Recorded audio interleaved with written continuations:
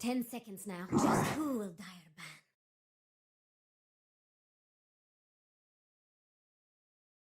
What's Vayne's ban plan anyway?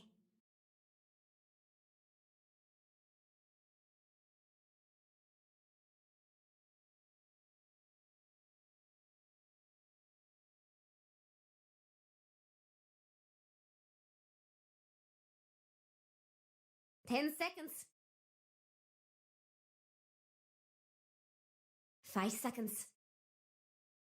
It's Dire's turn to pick. And the road of growth definitely has been there for Tundra already from the season start. And I don't even mean the season 2 start. I mean season 1 start. We're going to find out how much they've grown here in their final series, though, as we have the draft in front of us. Brian, Cap, I would like to hear your thoughts on what we are expecting for this series. Haircut for Peter. Maybe a little bit of a brush at least. Yes. A grooming of sorts. We do know that Skeeter, he messes around with his hair a lot in the draft, so I don't know if that is a sign, like, if he touches his hair more, he's is he already more worried? stressing out. Yeah. Saying? Oh, yeah. no, oh, no. Oh, no. One of the things that I feel like Tundra, one of their most successful drafts is when they have big team fighters. So these Tidehunters, Enigmas, I was actually very disappointed that they did not opt for either Phoenix or Enigma in their series against Alliance, because I felt like that was a combination of your strength and a potential weakness of Alliance's percentage-based damage. Yes. So I'm still looking for that on Tundra's side, and then a link between the two of them is a predilection for harder carries, right? Terrorblades, Medusas, like those kind of heroes both sides actually do like picking up. Now that's fascinating. Going with the duo support opening, unless there's some miracle Willow, I'm not knowledgeable about here. Oh yeah, no, sorry. I perked up because I thought he was playing it in his post, but I think it's Thompson. Yeah, I think instead. it's Thompson. That sounds more like Thompson's alley. You usually don't reveal your two supports because at the competitive level, the supports do tell you a lot about the pace of the early game, as well as it tells you enough information about both lanes that you can often draft pretty strong lane duos against at least the support, which makes it really difficult to compensate for with the respective core picks. But Willow Warlock, that is a metric crap ton of team fight. Yeah, if you look at the tie between the two, Dispel is really good against both of those, right? Because First Crowned and then Fatal Bonds is really important to Dispel. So this Tidehunter pickup fits into what we were talking about before. Big team fight that also does well against these supports. One of the, I will say, one of the upsides of first twoing your supports in this current meta is that floor positions and roaming supports in general don't seem to be that impactful, right? It just doesn't feel like you can put that much pressure on many of the mid laners right now, in part because of this bottle water rune spam. And then on top of that, like half the time past 4 minutes, they're spending time hitting easy camp creeps, or maybe they're stacking their own triangle and farming that. Like, it just feels like it's kind of hard to know what they're doing and to gank them. That is true. I will say the supports are pretty much lane babysitters for the first maybe 4 minutes. Usually they'll check that water rune because at that point most offlaners are pretty self-sufficient, at least for a creep wave or two. Warlock, I love this hero this patch. I think he's fallen out of favor, though, a lot more than I would have expected. Maybe in favor of the AAs of the world that are now getting even first-round ban. That hero is pretty much not a thing 3 or 4 weeks ago. Just such a stable lane support, gives you team fight, a lot of really cool Fatal Bonds combos that you can really plug in from any role. You can do like the Gyrocopter in the carry role, which they ban out. You can do even like Venomancers in the off lane if you're feeling cute. It's just any spread damage works out really well with it. Yeah, I think the part of the reason Ancient Apparition is more viable than Warlock right now is the speed that you can play with Ancient Apparition, right? It feels like you put Ancient Apparition with, say, like last game, support Tiny or any other kind of like mid laner that runs around, then your Ice Vortex plus your Cold Feet actually have real potential to help ganks actually work. Whereas Warlock doesn't provide that same kind of presence. It's really hard to use Fatal Bonds in a ganking scenario. And Shadow Word very oftentimes at the levels that you're at, 2 levels of Shadow Word most of the time, maybe Take that. a low level of upheaval. It doesn't really do that much. So which passive means hero. you are entirely team fight dependent and also cooldown dependent. And it has proven to be a decently fast meta. Yeah, big team fights are still really important, but you also want to be able to constantly have some sort of offense available.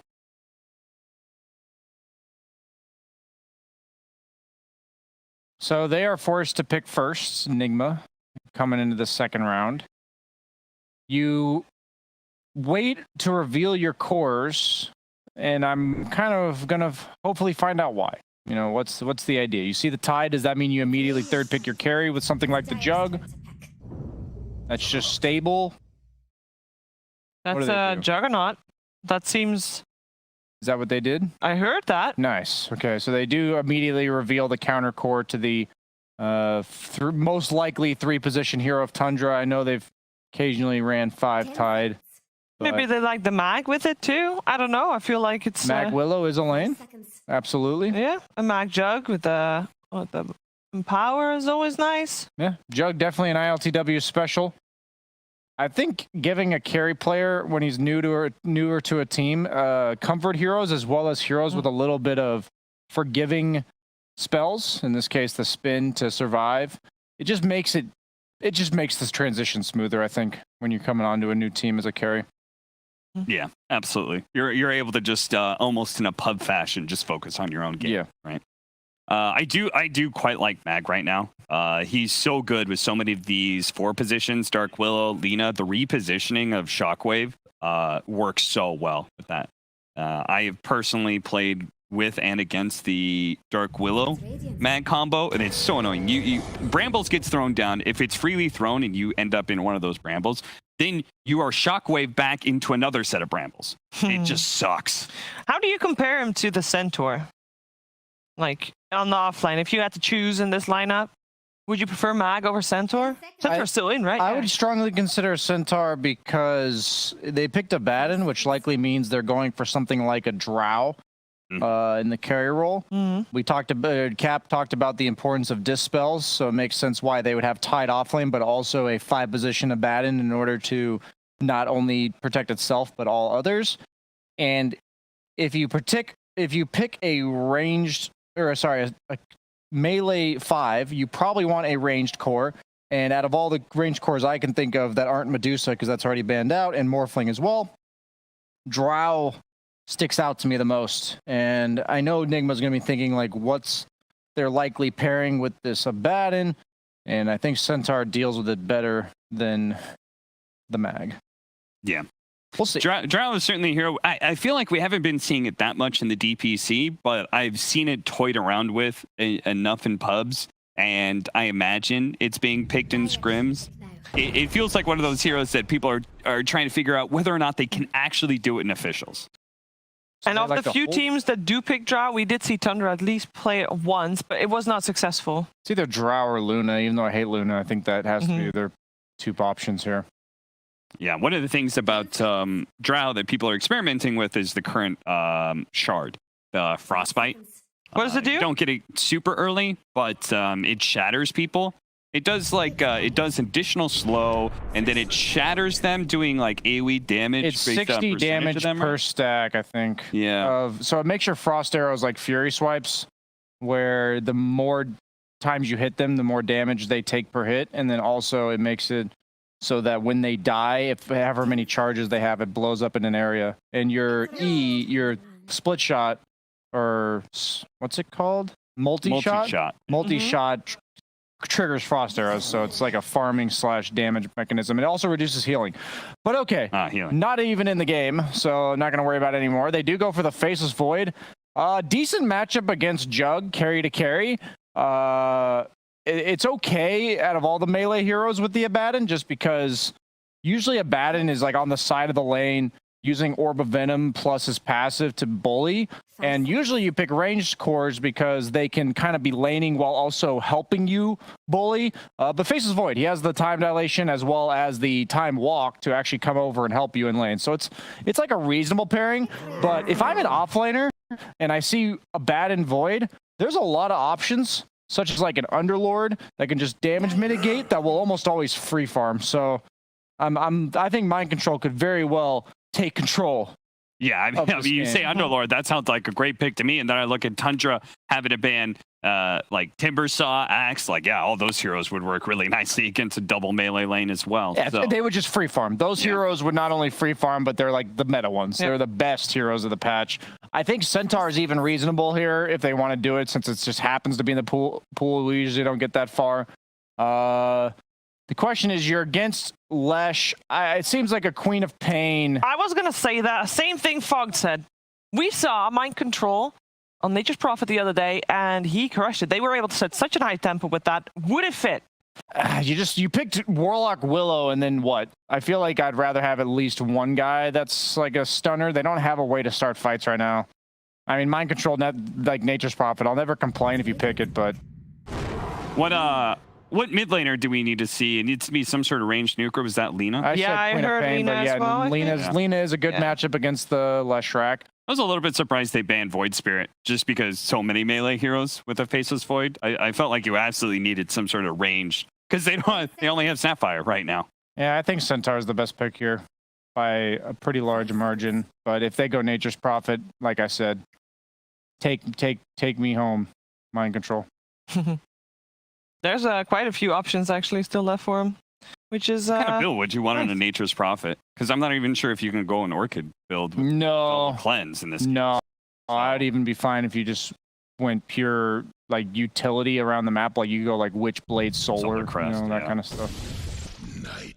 Night Stalker. That's an interesting one because that actually is a disable that will stick onto these heroes. That's even better. Yeah. Hates these AoE persistent disables. Abaddon is low range. You very often get caught in the silence of Night Stalker when trying to shield people, and obviously persistent silence is great against Void as well. Is what I love about, I mentioned in the Bad and Void lane, is they just don't punish the offlaner. It's a very greedy, it's like a passive lane in the sense that you're just not afraid of getting killed if you're the offlaner that's durable. And Night Stalker is often, he struggles if you're against consistent damage, like a Troll, an Ursa, Lifestealer that's just constantly pelting you with attacks. But he's an overall greedy offlaner because usually people can out-push the lane, out-pressure him, but Abaddon Void don't really do that. So all the weaknesses that Night Stalker suffers, which makes him very situational, we don't see him all that much this meta, are not in this game. And I wanted Centaur to have somebody that runs in and disrupts and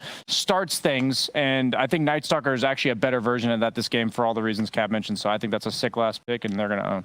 Okay, so Cap, what needs to happen for Tundra to have a good start here in this series? We'll definitely be looking out for the mid matchup. You know, you got your last pick, Lina pickup.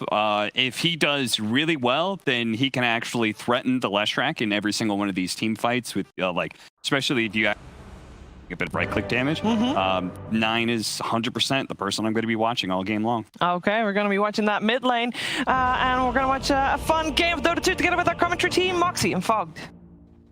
All right, well, we've got a lot of eyes over on that mid lane, but a lot of people pretty excited about this Night Stalker pickup. Yeah. Big fan of the hero. I don't think we get to see it too much in Europe at all. I know China does love this hero on certain specific players, but looks great in this game. You're playing versus Tidehunter. You can't crack and shell off of that silence because it's going to be constantly applied to you because it's from the Night Stalker. Same thing for the Void. You just are constantly silenced, super annoying. Abaddon, usually need to get pretty close range to get these shields off. Silence, again, it's a great hero to just lead the charge and definitely be that, what I think Brian was trying to say, like, you know, the dangler, right? The guy that just like, he starts the fight, he baits them a little bit to come in, but also looking at Tundra, very ulti-reliant lineup is what I'm looking at. So I feel like the pace that Team Nigma can set, especially with like less Jug, they can just start taking towers very quick if you do start slipping up with 1 or 2 of those ults. It does feel like they have a very nice balanced draft coming out from the side here of Nigma. The fact that, you know, you've got someone who's going to be able to put pressure down on those buildings. You've got the ganking duo of GH and Mind Control together. I always like when you can see 2 people just very clearly. Geez. They almost booped noses there. My goodness. They kind of did.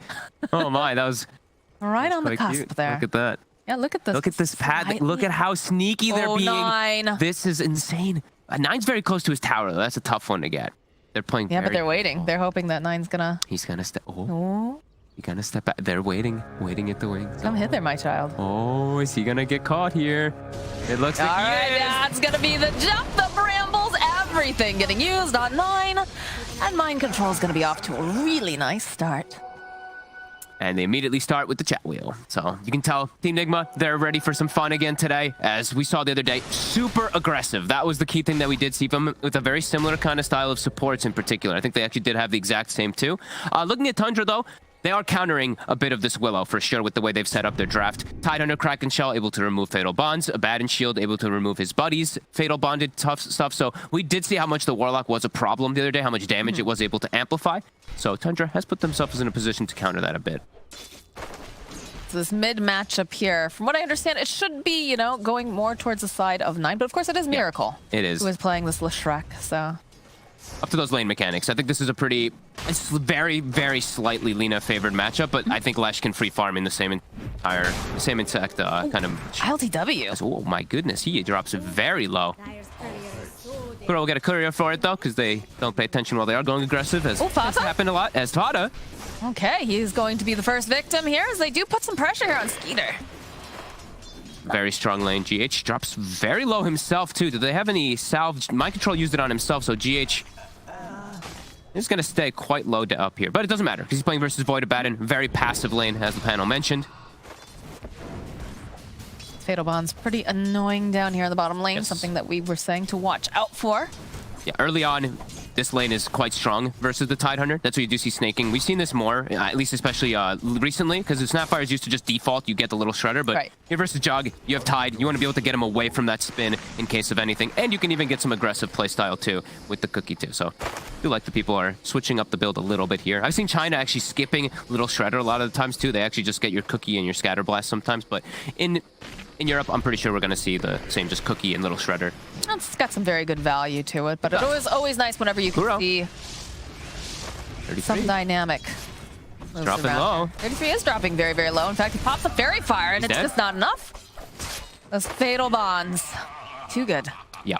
It's got the Bastia ready, the Dream for Kuroki. Exactly what you want to have happen for your Warlock this early on, especially with the Jug. They did have to burn a bit of regen there, but great aggressive plays again coming out. Snaking, he's gonna be happy. This is a very happy Snapfire. 3 full creeps. He's level 3 now. Tidehunter is only level 2, so Snapfire is going to be a bit over-leveled in this lane, which could also work out pretty decently, because level 1 Little Shredder, not that strong. Level 2, very strong, especially when you have a Gush behind. Lots of negative armor coming out in this bottom lane, but you have to play very, very carefully here. Another spin over here. But look at the damage. ILTW needs to be careful. Cookie hop forward. They'll Nice get the time. stun. Can they finish him off? Do they have the damage? Indeed, they do. Snaking gonna get himself a kill. Getting that early level 3 was quite important for him to turn it onto the Jug. Don't think that they gave the respect to that Little Shredder. Dyer's courier has been killed. That's good. Did the neutrals just kill his courier? They did. Okay. Courier's dying all over the place. Been seeing a lot of that recently. Yeah. Something's up with the couriers, man. They're just tired of this life. Bottom, this is a struggle lane for both sides. Jug 7 last hits, Tide 6. We said Snapfire kind of taking over the core. Is that a... I think that is. That's a medallion coming out already on Snaking. Oh my god. 3 minutes in, there's going to be a medallion on this Jug, plus all these little shredders and Gush. Now, this minus armor is going to be very effective. That's very, very scary. That's when so you consider early. how much they've already got going on with just their abilities, and now you add a medallion into it. Yeah. And immediately they're spinning again. LTW. Just trying to push 33 out of the lane, making sure he can get no farm. Kuro. Kuro has to be careful. They're applying some of that little shredder damage like we talked about. No mana for Cookie, though. 10 short. They actually, I think they had a Mango on the Tide. Maybe they could have gone for it, but they chose not to. They're just, muscling away here. GH trying to get a little bit of this experience. 9 making his way over. Should be able to go and... He killed it. Didn't show the attack animation, the projectile in midair, but he did kill the water rune. That looked a little bit weird. That is really weird. I didn't realize that it would show. I usually feel like I do see it. I've never seen it not I've never seen it not show. Oh, cool. All right, well, top lane, though, a little bit of pressure being placed here on Mind Control. He's making him just run away from the creep wave. Skeeter ends up missing, I think, 2 creeps there for that. Still farming just fine up here, but he should as the Void. The thing is that you're giving a free lane to a hero like Nightstalker, who can be a bit more greedy. So we are going to have that nighttime being coming out soon, and then they're going to really put the pressure onto Skeeter up here. Middle lane trying to trade off. 9, no! Miracle's got too much damage. Oh, and he was winning the matchup pretty well, too, on this Lina. But those just get ran down. Raindrops. Miracle. Yeah, raindrops. He's used a lot of charges here. And the build, interesting. Doesn't go for 2 points in Lightning. Sometimes you see that to be able to match out the aggression of Alina, but he just goes for the kill, and it ends up working. Might even find himself a second one here, Fada. Chasing down Fata. Brambles. No. He's got him. He's got the shield. He's got plenty of damage. Fata just going to, you know, you got a little bit of space created, I guess. Let's try to get some information. Maybe watching for some like stacks or something like that. As bottom, we're seeing, this is just the battle lane. I mean, both teams just duking it out. But the Tidehunter is hitting a threshold of being pretty much unkillable, especially with that medallion behind. Snaking's gonna heal up, but phenomenal start down here for the Snapfire. Look at the Jugs farm, 13 last hits. He's so far behind. I feel like this is the story of Snaking since joining Tundra. Not necessarily always because, you know, he's getting these kills in lane or whatnot, but he's just been allowed to play like much greedier than a lot of fours. Yeah, he finds the farm. Yeah, especially, I mean, a lot of the times we did see him doing like some jungle stuff with his Enigmas. Enigma is like we tried so the good. Venomancer, but yeah, he's doing really well, especially when those type of things happen. You just get given that medallion. He's moving mid. There's a lot of people making their way to this mid lane now. Brambles connecting, but they've got the support. So the haste rune does get picked up over here by Miracle. That's a big rune when you've gone for the skill build as well. 3 points in Edict. Has level 6 already finished up. He could run down pretty much anybody here. Bottom lane, another spin over on 33. He's absolutely fine. I'm waiting to see what we see happen here on this mid lane, though. It definitely feels like they want to apply the pressure, although they have rotated the other supports back up top. Snaking kind of has to just sit behind for a second here. I think 9 has to be very careful with his positioning because of that haste. As top, Silence, time's out. Curse Crown. Okay, yeah, they do have the Photic Shield. Executor, but that pressure we talked about, it's already started. Kicking up, the catapult is there too, so it's going to start hitting on the tower. Kuroki's going to rotate. They're just going to leave the Jug bottom since he shouldn't die. He should just be able to farm down here now at this point. And just really trying to use this catapult at its maximum. It will die here, but it did get 500-ish damage. Not great, not terrible. Snaking. GH should be able to just run away here. Does have the boots. Maybe Middle gave away lane, at the though. board. Miracle trying to dance around in circles. Looks like he's going to be able to get the... Oh, no, the Photic Shield coming out. So Miracle is forced to just run out of this area. Bottom lane, more spins coming out from LTW. He's just trying to bully 33 a little bit more here. Both just poking at each other constantly. Miracle is playing so aggressive lately. We saw the Tiny from the other day. This time on the Lash, he's not going for just like farming whatsoever. He's just going for battle. Max Edict built, as we said, it's going to be this very early push timing that Team Nigma is setting up for, but it does look like Tundra, they're going to get these early levels, in particular, like Snaking. If they give him that 6, which I think, I actually would like them to see, give him a little bit more level so he can fight with the Chrono, because then he can set up these defenses around towers really easy. Chrono plus Kisses, or Ravage plus Kisses, they will have a couple different ways to actually protect from the inevitable push that will come from this Jug Lesh. Got to watch out for the swoop, though. That's always the power of that Night Stalker coming in from the backlines once he does has Dark Ascension online, too. That is true, because already we're seeing some of this pinstring movement coming out. They're sweeping through the jungle. Do have a nice ward over there on the eye spot. Yeah. So they can keep tabs on who's hanging out on the side. Snaking hits 5. Looks like Skeeter's actually smoking to make a move onto mid. They want Miracle. Looks like it's going to be GH who shows for now. I don't think they want to settle for that one. They want a bigger kill with this Chronosphere. If Skeeter's going to go hunting, they need a big core kill. Yeah, they're backing off. They're just going to farm up the jungle for now, and they're going to be patient. They are starting to migrate, though, down to this bottom half of the map for the side of Team Nigma, and LTW has to be a bit careful. There is Skeeter nearby. He does have the Chrono. Don't have those Kisses online just yet. He's safer because he's got that high effective armor since he is just, you know, carries the Agi hero. So he's okay if it's just the Chronosphere that's on top of him. He just has to watch out if there were the Kisses, but Kisses not available. They're just going to pressure tower with the movement. Yet. They're getting close, though. They are close. And top, we see the same rotation. Nigma brings down towers 10 times faster, though. Yes. Edict alone pushes faster than the whole enemy lineup of Tundra. Kisses, of course, the little Shredder helps a bit, but still got to take them time to take this bottom tower. Yes, it's not necessarily the fastest pushing lineup. No. Coming out from Tundra, but they're putting the pressure down. Especially not if the Lena's there. And Lena is looking to show herself in mid. GH is taking that XP, and here comes that wraparound, that sandwich. They saw her. Yeah, Bramble shooting into place. They've got the silence. LSA, though, does buy a bit more time. The Curse Crown does come out, and they're just going to try to chase down Nigma. Call up here from Skeeter. Does manage to get the Chronosphere off, and they don't quite have the Snapfire just yet, but they'll take down Miracle. They're looking for for more. The fatal bonds have been applied. Mind control will fall. Cookie out forward here from Skeeter's LTW. He was hunting. He just can't seem to get his hands on them. 33 walking over to the high ground. Looks like he's just going to try to focus down these stacks instead. They were very ready for that move coming in, very ready for the wraparound. Skeeter instantly does TP, and they do also get the Fada TP first to get that shield off. Very nicely done to protect 9. Good stuff so far.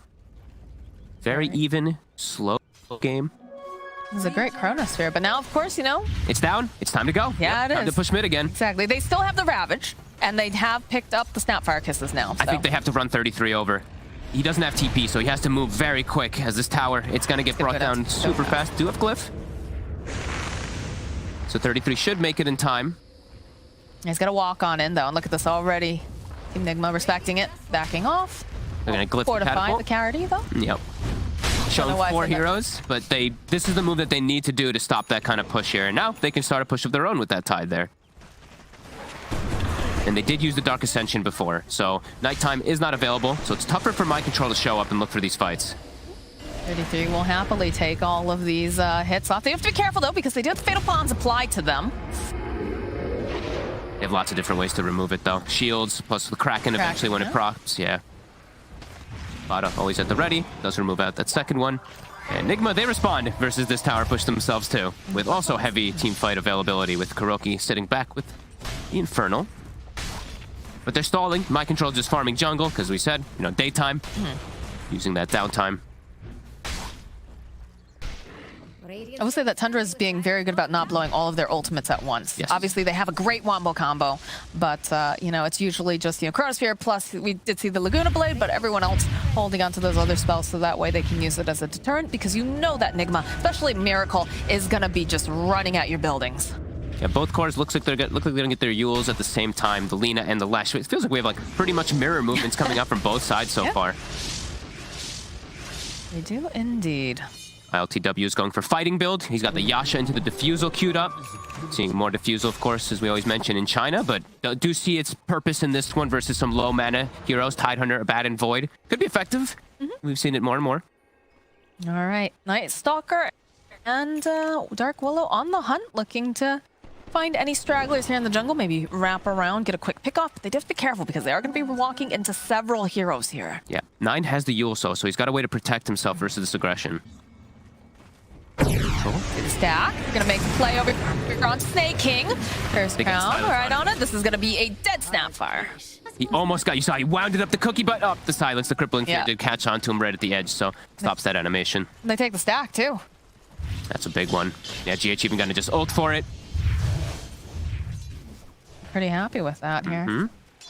Great usage of the Dark Ascension. Nighttime in about 2 minutes as well, too, after that does end. And he's getting close to his vessel. Gonna be quite early. Still a lot of posturing, though, around this middle tower. Feels like Tundra really want to put the pressure down, try to take advantage of... Spending a lot of time here. That you can see that Nigma is winning in the efficiency so far because Mind Control is just farming so much more during this downtime, and they did, of course, steal that stack away. These supports, we see a level 8 on the Willow, level 6 on Kuroki. Kuroki's got all he needs. Playing this really well, too. He's got the Chronosphere if they want to try to do any sort of initiation. They have lots of ways that they can do this. They have to watch out. Miracle appearing over here on the side. They're gonna drop the rock. They drop the rock, and they have those fatal bonds down, but the follow-up with the Terrorize. Trying to get them out. They're both stunned up. The Snapfire Kisses come in, but 9's already dead. Followed up with the Ravage. 33 will fall, but they have the Chronosphere. They held on to it long enough. They'll take down Miracle. They'll take down Mind Control. They're chasing after GH now. Looks like Skeeter should be able to find that kill. Now ILTW, he's going to try to spin, but they have this physical damage. He's got to be careful. Might be able to go and just burn down Snake and Cookie just a little bit too early here, as Skeeter is going to take a lot of this, but he time walks away, has his eyes now on Kuroki, and he's just going to wail away on him and put the pressure down on the tower. And they come out ahead on it just a little bit here. It's like the exact same thing from both sides coming out there. They kill the Lesh, they also kill the Lina, the Abaddon lives, but they do end up getting that finalized kill onto the Warlock. So I do feel like Tundra is happy, but they did not finish off the tower. No. And now they blew a bunch of those ultimates. They only have the Laguna Blade now available. And Nigma's gonna go right back. It's almost nighttime, They too. are. 33 is tanking a lot of this damage. Time walk away here from Skeeter. Snake King, the Yules comes out here from Miracle. He's gonna get just stunned immediately. Skeeter, though, chasing in. It's almost enough damage to take down Snake King, but not quite. Miracle, he's in trouble. The cookie hop forward. Skeeter, he just can't seem to find it, but he's still going to fall. As ILTW again, spin into what should be able to take down 33 here if he wants to go and commit on it. The silence, though, coming out. Mind Control joining right back in. Laguna over on the back lines, taking out GH as Snake King's getting chased down by Mind Control. Oh, team's just They're going duking right it back out of in. the mid lane. Yeah, I love this. They're continuing. This is starting to look like some of my pubs here. Immediately spin over onto 9. They'll be able to keep them healthy. They'll turn right back around. They get off one of these bashes. It's just constant Jump battle. forward again here from Skeeter, trying to put out more damage over onto Kuro. Mind Control again using the Ascension. We do have nighttime, though, so he is a lot stronger throughout these next few moments. And will they be able to get the tower this time is the question. It's the battle of the mid. It is. Miracle does get brought down again. What does he do? Because he does use the aggressive Yule, so he gets time dilated up. Fata. Can they keep holding this tower? Nice positioning. He's just trying to get one of these stuns off. Another glyph for the Cardi. It's literally mid wars. It is. How long has this been here? It's been like 6 minutes of both teams just TPing 5 heroes, running 5. Look at this again. Yeah, all 5 same heroes thing. to mid lane from one side, all 5 heroes from the other We've side. been here so long that they're starting to get their abilities back off a cooldown here. Skeeter is rooted into place, gets a bash off over onto Mind Control. Does have to be careful. He's got the Cursed Crown and the Brambles, but he is just going to time walk it off as they start to make a play over on Miracle. Not quite. ILTW again, the spin, another bash.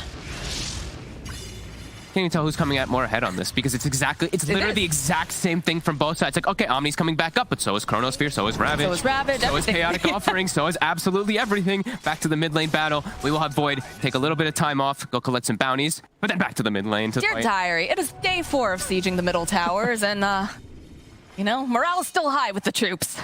Miracle's like, enough for this. I'm going top. Getting a wave or two for myself for now. I think that's the play here Yeah. at this point. They're smoked up over on the side of Tundra. They're looking for the engagement. The silence, though, coming out immediately over onto this Baden. It's forced away, but they already used the Willow Bedlam. Gonna spin the wave to clear it out. They're gonna glyph the wave so that he can't. Ooh, they'll go for the Ravage. It does clip him. Clipping right at the very end, but the Terrorize coming out is beautiful here. Ball from GH. They'll go, they'll drop the Chronosphere, and they've got these kisses. Can they do enough damage? It's looking pretty gosh darn good over here on Mind Control. The bash comes out. Yes, Mind Control will fall. They already took out ILTW. Tundra's ults being a little bit more successful here. Yeah, definitely tipping Skeeter. I think he caught absolutely everybody. That Ravage also was sick. Time perfectly Perfect for when timing. the Blade Fury ends. That was very nice by 33. As they will get that mid tower, so Battle of the Mid Tower will finally end. It looked like he almost did it just a second too early, but this man is right perfect. because he just perfect. Skeeter also, that little sidestep was actually so clutch. He actually backpedaled, dodged the Terrorize so that he jumps in and gets the successful chrono off. And nice healing ward micro, but not gonna keep Mind Control alive. It was a good try for sure, but very nicely played here. And they're gonna get the tower deny in the mid lane. So Tundra, they've won the mid ward for sure. I love it. What a game. 12 to 12, 18 minutes. Wouldn't ask for a better dead even game as Fata found again. Got his own way to protect himself as soon as he drops low. Yeah, immediately. Borrowed he does time get comes caught out. this time. He is not going to be able to survive this time. Oh, whose item was that? Whose neutral item was that? Was that the shield that popped it? Don't tell me that. I think it was. It was. Okay. You got it. Okay. I was like, oh god. Fuck, just very upset about I was like, this, oh god, guys. did the neutral get stolen? Look at him, he runs for it. I was so scared for a second. The courier. Oh, nicely done. Nicely Okay. done. Almost lost himself a neutral. As Nigma, they are still looking to fight a little bit more frequently here. Since they do know that Chrono, Ravage, Snapfire Kisses are down. Still nighttime for That's Mind quite Control. the mouthful of all the abilities now. All the R buttons It's the are... ulties. Except for, you know, the Laguna Blade. Yes. Still have that up and running, but the smoke is over here on Nigma. They're looking to just come through the area, see what they can find. They threw up some nice vision deep in there. It's interesting because it's an interesting dynamic because they're reliant on cooldowns, but not as reliant because they have Night Stalker, who he can just rely on just flying into the backlines and just breaking up the fight so much. But also they do have to rely sometimes when it's not nighttime and he has Dark Ascension cooldown. So it's a lot of cooldown back and forth here between this game that makes it really fun. And Fata constantly just runs into them here, which is actually really good for him. He's scouting, forcing spells on himself, getting his team into good positions to get those ults. This is A very even back and forth game so far for these first 20. Look how immediately they turn around. The cookie hop forward here. Do you have the curse crown over on Fata? It's stunned. They'll just back off. Skeeter is definitely the big winner out of all this. 4-0-6 so far, yet to die. ILTW does have the 2 deaths. He's been slowed down. We'll almost have the Fusel Blade finished up, but that does mean that feels like Nigma is going to be more on a timer of just constantly looking for fights, while Void's going to scale better. 9. He gets Didn't realize that everybody was in the vicinity. There's just a lot of burst damage. Does have the Yule's going to try to buy just a tiny bit more time, but again, GH will find the kill. It's a lot of gold. Wow, 405. 20 minutes in. We've had quite the fights back and forth. I mean, most of it was taking place here in the mid lane, but... It was. Yeah, look at that heat map. Woo! That's for Snapfire alone. Snaking's been everywhere. And he had a really nice start. Did. You know? Gotta make use of that. Got the Holy Locket online for our Warlock here. They're so farmed because it's just been constant 5v5 fights. Yeah. So the Warlock is benefit. Heat map was team versus team. Error on the label. I was gonna say, I was like, damn, Snaking's literally playing the whole map somehow. That's impressive. Those NA Dota boys, man, they're so good. All right, any important shards? Since we have it 20 minutes, Warlock's got it queued up. A couple people do have it queued up. Jug has it queued up, I saw Jug as earlier. well, yeah. That's the next. That's just those two, it looks grocery list, it looks like. Yeah. And it's still very neck and neck. Less than 1K net worth lead. Again, partially because of the fact that everyone's been huddling together in that mid lane, but BKB queued up now for the Lina. You working on that? They need that BKB, especially because Mind Control, as we see, is going to rush toward Blink Dagger, so less about protecting his front line and more about getting to the enemy back line. While UC33, he's got Pipe, so he wants to protect that front line. Don't let them actually cross through to get into the back. It's kind of that one is actually an opposite dynamic, but besides that, team fights are pretty much the same. As He is the wall. He is the wall. You have to break through, and if you break through the wall, there's a bubble there to contain you, you know? No breaking quarantine, guys. Nope. Very important. And he's tanky. 33, he also finds Vambrace. So on top of just Pipe, he is very tanky. Is mostly magic damage still on the side of Team Nigma, besides that Jug. Claiming themselves a high ground for now. He has the shard flying out to him right now, I assume? I think so, yeah. There it is. So I feel like for them, it's time to pick up the pace a little bit, but do have to watch out how you do run into all these ultis. But with that diffusal build, that's usually what that does tell you as these Jugs. Just fight a little bit more frequently, since we do have that more farm-esque build on Void, Maelstrom, Mask of Madness. They're actually making their way into the pit. We've got the Solar Crest, we've got the Kiss, or the Little Shredder. I almost say Kisses every time, because I feel like it's so cute. It's just so common. No, it's just usually Shredder non-stop. It's just... No, it is, it is. It's always there. This is a big pickup. They're not going to make it in time. They scan for it, but they're not going to get there. And you have to watch out. They have so many. Look at this. They have the vision on GH too as he makes his way over. But it's too late. We have the Aegis online here for Skeeter. He gushed early. That reveals the ward. GH knew he was in tree line there, so he pings it instantly. They're all hiding in the woods here. Skeeter. Gonna jump forward. He's GH. Those comes out. Terrorize gets dropped. They already threw the kisses, like you said. And Fata perhaps just a little bit too far forward here, but the rest of the team is hot behind. So, drop the Fatal Bonds. They're just going to focus up on the tower. They'll use the Fortify by a couple more seconds. The BKB is now completed as well here for this Faceless Void. So like you said, it's so much magic damage right now that Nigma has. Diffusal, just, you know, slow down, Skeeter. But over in the mid lane, they find Miracle. Big grab. They weren't ready for that one. They're still playing around ILTW. They know he's here. 33 was thinking about it. He's playing around a bit. They go to the Chronosphere. They find the Warlock, like you said. And they're just going to follow up with the Ravage. Keep them all stunned into place. The cookie hop forward. And that is a dead ILTW. My Skeeter is on fire this game. Just literal perfect chronos every single time. That is insane. He actually is patient enough to catch the Warlock inside of it too as 9. He's got a... It's daytime. He's got a Yules too. Nobody He's hunting. Daystalker. Oh, Dayman. GH also getting brought down during this. Mind Control will be able to TP out. Yeah, no other way to cancel out, but I'm not so sure about... Yeah. Nope. GH will fall. I mean, we talked about having a high-octane draft coming out from the side of Nigma, but Tundra is just playing their draft so well. Skeeter's also just killing it. That core-to-core matchup, him versus the Jug. ILTW making quite a few mistakes, overplaying his hand with these spins. Skeeter is just on point. every single time. Level 17 already at this point in the game, and enabled nicely with that snaking behind him with the Solar Crest every single time. This is a very clean game so far from Tundra, just battling it out. Tundra's hungry, man. They are.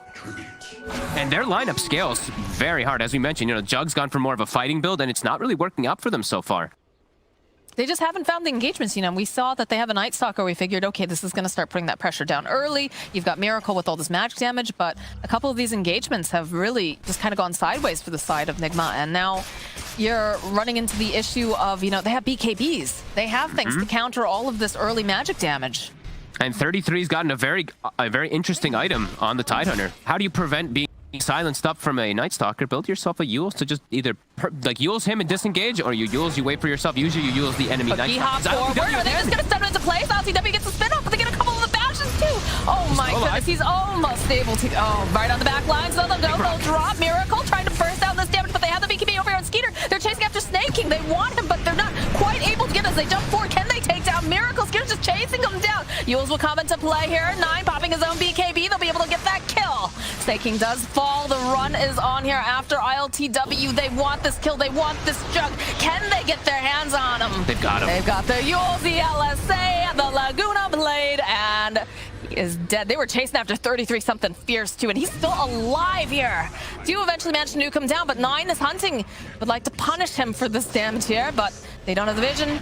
He is going to be able to just teleport on out. And also, the other thing I didn't point out is the Yules versus the Omni Slash. He's able to dodge out a lot of that damage very nicely. And ILTW, he almost dies at the start of the fight. He actually gets Holy Locketed from his Warlock. That's actually what pumped him up with that big heal there at the start. And Nigma, again, unable to take a very successful team fight. Now there's going to be a Chronosphere as well available for Tundra. Again and again, just out-fighting Team Nigma. And getting these catches, ILTW in a very precarious position to start it off too, in the river. This is like the death spot, we like to call it, where you don't have a good vision onto that high ground. Look how low he gets. And then bam, get fully locking it up. And Skeeter, just BKB already at this point. He's able to just stick onto Miracle quite easily at this point in the game. Yeah, he knows that that's a major damage dealer, like we said. It's really good fights from Tundra, just reading the movements perfectly, always setting up, always being aggressive. And as we said, they've got their ults available here. They see ILTW, can't get on top of him, but they'll push him away. He doesn't have any breathing room at all anymore, Fogged. Skeeter just runs in and steals his Ancients instantly. And he's just hitting these crazy item timings. Almost has Scotty finished up also on Skeeter. Oh god, the Elven Tunic here for Skeeter. Oh, baby. He just drops all the items over there too, you know? Cloak of Flames. Anyone? Any takers? Yeah. Take 33. Get over Here here. you go. Here you go. Give me your fan brace. Thank you. Just littering, leaving their slippers of agility on the floor.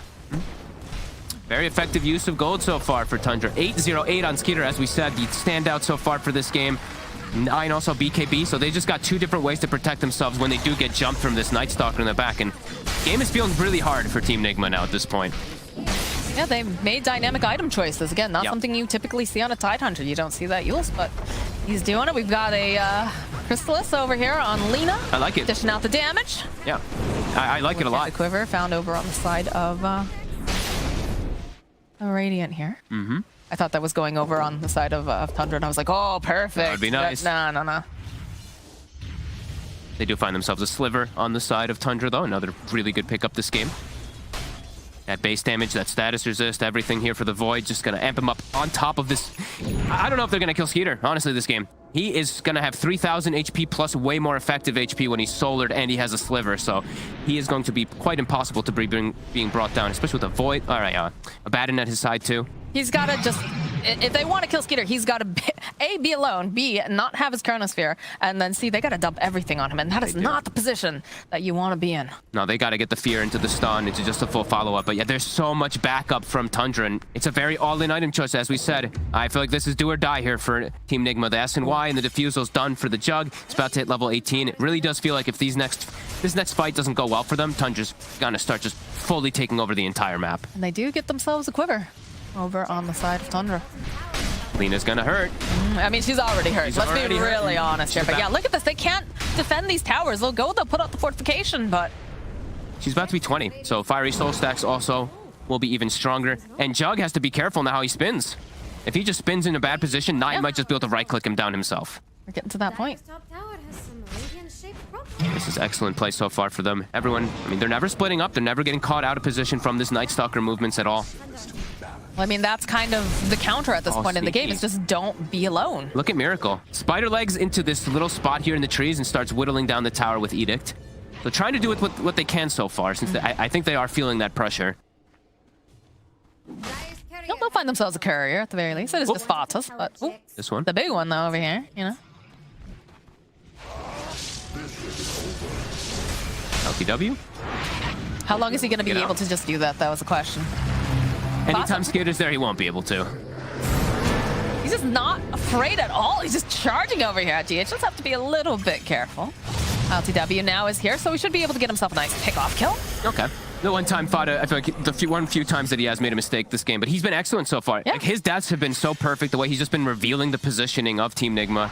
Big Big fan so far. Again, Oh my god, the LTW. same spot! Oh my The goodness. same exact same spot. He is making quite some mistakes this time around. He's getting punished. Also, we see snaking with the shard picked up, that extra little bit of stun when you are in melee range, scatter blast.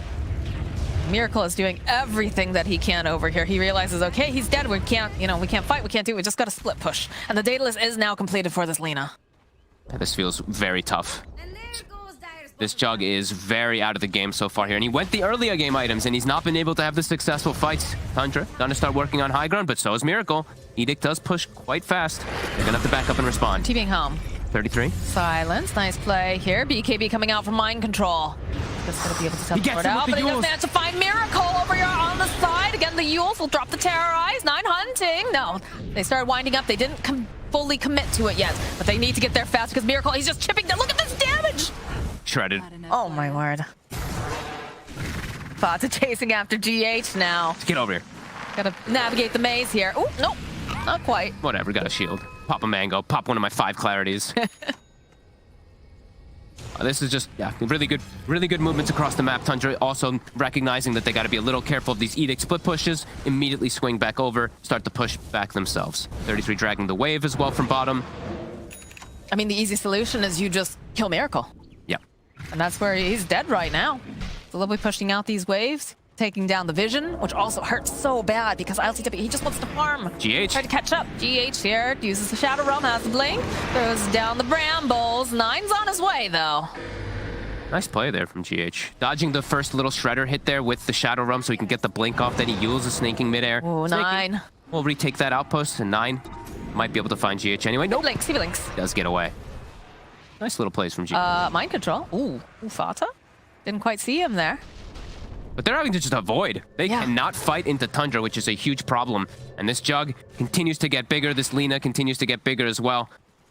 This game is very problematic for them. They need to be the aggressors over on the side of Nigma, and they're having so much difficulty just finding these engagements. You know, it looked pretty decent earlier on with mind control, you know, starting to make these rotations, but they just started taking really beautiful team fights over in that mid lane. And Peter's here. He sees Miracle. He just wants to erase him again. The Yules will come out, though. Look at 33, trying to get his position. Dark Ascension will get popped.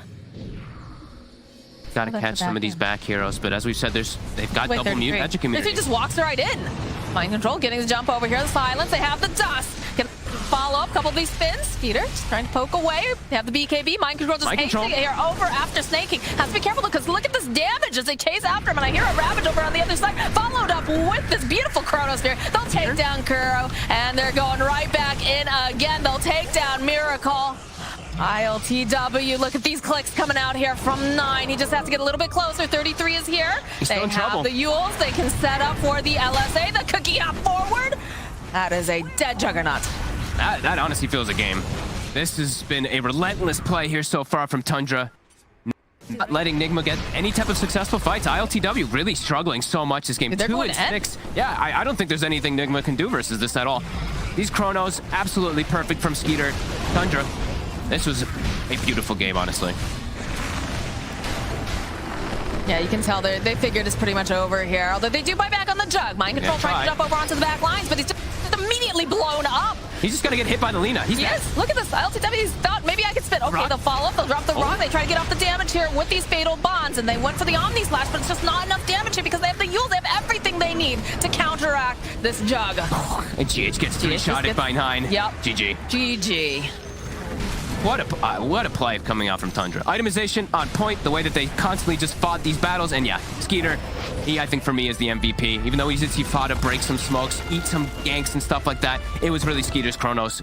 He was catching 4-5 heroes or catching like 3-4 just on the cusp so that these kisses can be perfect. And yeah, great execution. I don't know if Nigma knows what hit them just there. I don't know, but they looked very, very impressive. And we saw some cheeky individual play, too. I really appreciated that Ravage over on the mid lane when they were trying to take down LTW, just went perfectly and then getting off the stun. But yeah, you know, Tundra, they are ready. They're ready to fight. They are not going out of this without, you know, hitting very, very hard. And you got to appreciate it. I'm pretty excited about this. Yep, the constant battles with some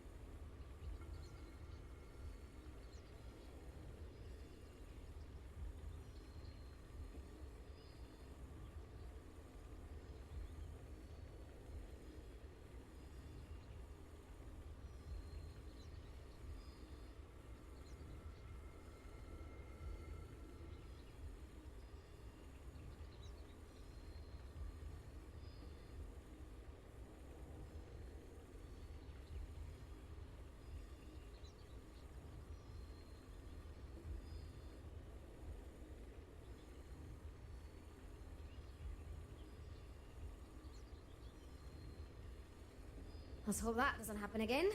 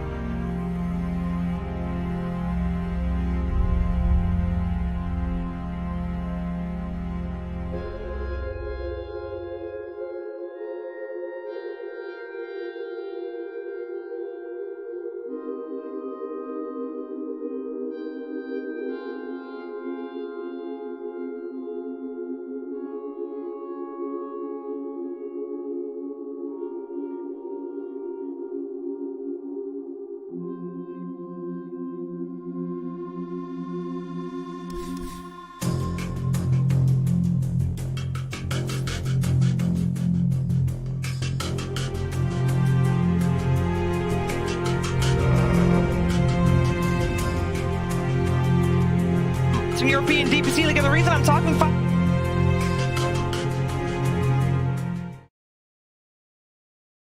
if they win another game, there will be guaranteed tiebreakers for elimination between Brame, Tundra, and perhaps some other teams that are still up for contention there. Mainly OG actually is the only one there. Yep. This is the same draft.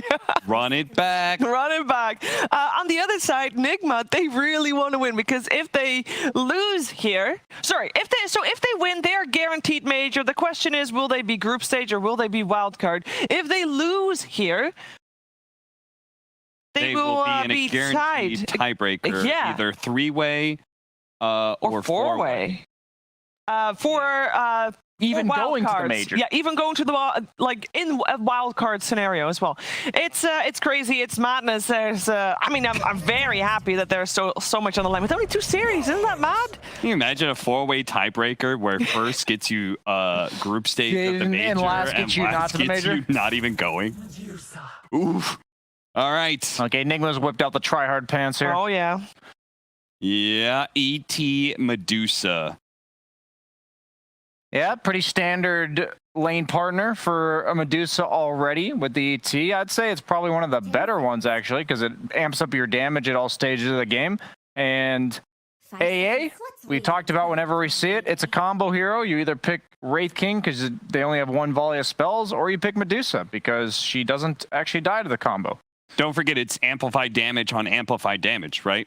These are the sort of mechanics that Dota teams have found and abused for the last couple of years, right? Explain to us what you mean by that. Medusa's getting the Aghanim Scepter, so she's turning people into stone, amplifying the damage that they're taking. And then on top of that, the ET in his aura is lowering your armor to 0. That damage. So it just means that, it actually means this Medusa, the physical damage that she represents in some of these mid-game team fights, normally you could shrug it off, but it actually becomes insane just with these 2 heroes off of that timing. It's also a tanky hero that is designed to be able to tank through burst lineups, which is what Tundra has with their Ancient Apparition Mars opener. So it really feels like Nigma has a very good answer, and there's going to be very, very different game plans between the 2 teams. So I don't actually know this answer, so I'm asking you, Cap. I know that Medusa Mana Shield does not factor in reductions. Does it factor in amplifications? I don't believe so. I think Kyle always does this thing. He always talks about Mana Shield. Like, how does Mana Shield... one of those rare mechanics where Kyle, definitely knows, So Are you sure? He brings it up every time. Kyle at least He was also the like one saying that Medusa's snake steals mana this morning, don't know about that. Keeps on doing that one. Well, if this mechanic's the same as it was 6 years ago, I trust Kyle's That's true. input on the matter. That's yeah, true. Exactly. You know the problem that is such a playing thing that you definitely know if you play, because the Mana Steal was so obnoxious that the moment you got to play against Medusa and it wasn't there, you immediately noticed. Yeah. You're like, oh god, life is so much better. I'd much rather be stunned for 1.5 plus 0.2 per bounce. I mean, it still chunks away your health on the lane, but at least you're still happy. It wasn't the mana during the lane that I hated the most. It was the fact that once she got the Talon, it was like 50% mana steal, and you would just be a frontliner and get snaked twice and have literally 0 mana left. I was like, oh, I am useless now. As we have been BSing our way through the second round of bans. Anything of note here? Is there any overarching theme with the bans that we see coming out for the teams? The Void Terrorblade. Probably Void's one of the best heroes with the AA, sets up the Ice Blast quite nicely, and then the Terrorblade we've seen is a decent response to the Dusa because of the reflection. Kind of surprised they banned it though, just because they already have the ET, removes all base armor, but also banning the Nyx for the mana burn, I assume. But I think it's more so not just the mana burn, but Nyx AA also a very common support duo. If you think about trying to farm the map and you're against AA and Nyx both with 6, Nyx is not showing on the map, Nyx is almost never showing on the map, you're terrified. Pretty much every core will die absolutely full to 0 once those 2 heroes are 6 in the mid game, so it really limits your ability to split up the map. And I know Nigma likes to do that. They also like to control areas with like Miracle farming Ancients. Yeah, it just says absorbs damage before any damage reduction. So I have to assume the amplification. We'll amp it Mm-hmm. or not amp it. Are you talking about damage amplification? What do you mean? I'm saying that if you nuke her for 300 damage, but it's under an ice vortex, how does that work with? Yeah, I mean, Mana Shield? I'm sure that the amplification is applied first before. It's So Yeah, it would count as like definitely. 390 damage. Definitely. That would, okay. I was just curious. I actually had no idea. I never really thought about it. Yeah, it has to be. So she's just super tanky. That's why she lives through A, not because of that mechanic possibly working the other way. What do you feel about the troll against Medusa in terms of carry matchup? Always kind of weird, especially if this ET is not a 3 or 4 position, but a 5 position in lane. Because troll is nice in lane against ET because you have this insane miss percentage chance that doesn't scale. At level 1, it's 60%. Yeah, it should scale. It should be 60, 70, 80, 90. Get the hell out of here, Brian. Dumb carry player. Anyway, so if they don't actually have that lane matchup, then I feel like this pick is a little awkward because now you have Stomp as well as Stone Gaze that can really stop this troll when he goes all berserk. Literally. As I was curious if they're maybe setting up like some aggro tri-lane or something. Where, because of exactly what you just said, I thought they might have picked the troll to lane against the ET Dusa, but that doesn't really seem like a thing teams are ever doing right now. And Mars So isn't kinda really a going out. solo off, like 1v1 hero that really feels enabled by that. You know, you're like Timber Saws and those kind of matchups are fun, but Mars isn't like particularly spectacular. So we saw a tiny Pango lane for Into the Breach do really well. Or was it? Yeah, it was Into the Breach, right? It did really well against Medusa. And I think an idea of approaching Medusa is actually to just kill her. In that lane, they did have an Enchantress 5 rather than a beefy melee 5 like an Elder Titan, so it made it a bit easier.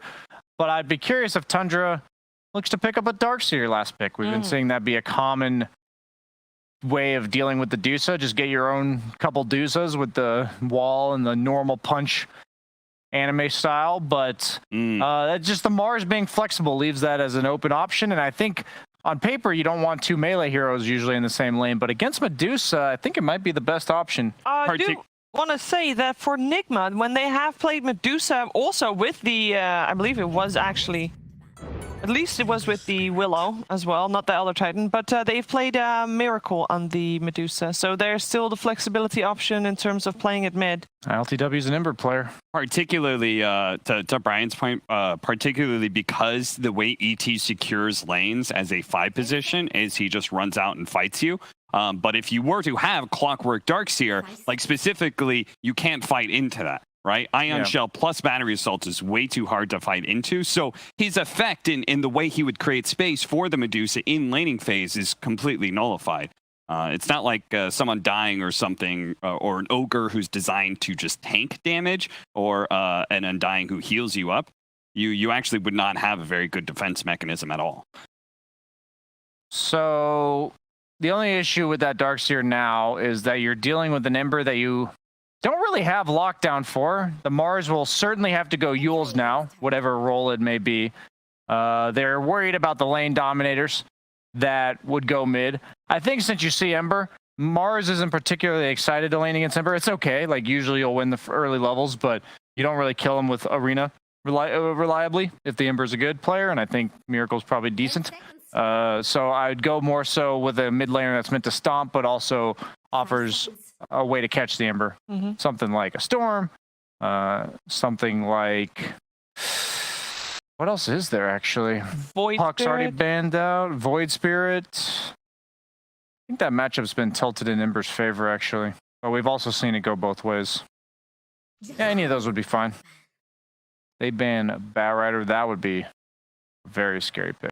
Yeah, great pickup against Medusa, right? So one of the problems with most Medusa lineups is just running out of damage. So heroes that have constant damage, especially damage that gets built up over time, are usually really good against Zeus. 5 seconds. Okay. There's still the option that they do Clockwork 5, or like Clockwork 4, but in the safe lane, with an AA pelting the Dusa with the Mars. You either go for like the all-in kill route or just the straight up harass the ET out of lane. And in that case, you're kind of giving the Medusa what she wants, but the ET will be a 7 position, so. I actually have no idea what direction either team's going to go. Nigma did give mind control last pick last game. You know it's not going to be core ET. You're pretty confident. It's pretty bad against Troll. Yeah. No, that is not a lane matchup that is fun at all. Venomancer? How crazy is that, man? For Enigma. I don't love the Underlord. matchup against Troll most of the time, to be honest. Really? Yeah, just because you're short range, I feel like it can't harass the Troll as much as I want, and wards are more easily dealt with range. They banned Darkseer. Mm-hmm. That was not who I expected to ban Darkseer. Oh yeah, the Darkseer Ion Shell plus the Ember Shield. That would be quite the scary pace the game represented there, I guess. Seems like it'd be hard to penetrate through that wall to deal with the Medusa. No? Okay. Yes, Thanking. Brian, I got a pun. Sand King Willow, okay. It's actually pretty decent against Clock too. It's an offlaner that doesn't innately die to the battery assault cogs. So Snaking, we've seen him make a lot of early moves, no matter what lane he starts in. So I actually like that compared to a lot of the other options. Like Darkseer, Sand King, like whenever there's a troll pickup, I really want to have a hero that can just naturally farm the wave without being pelted forever by these troll right clicks. So like Sand King has his Sandstorm where he's invis and pushes in the wave. Ion Shell, Underlord Firestorm, another good example. Ooh. The Doom. What do we think about that? Is that a 9 Doom? No, it's a 33 Doom. Yeah, and they're gonna go the Yule's mid build for Mars. I don't know. Do you like Doom against Medusa? I do not. I don't think you do, right? Every single time I've played that matchup, I've just usually been frustrated that he got off Stone Gaze before I got off Doom, and my entire game plan is ruined. So this is a Miracle Dusa. Probably just running it mid. We've seen him do it before. So ILTW is an Ember Spirit player in the side lanes.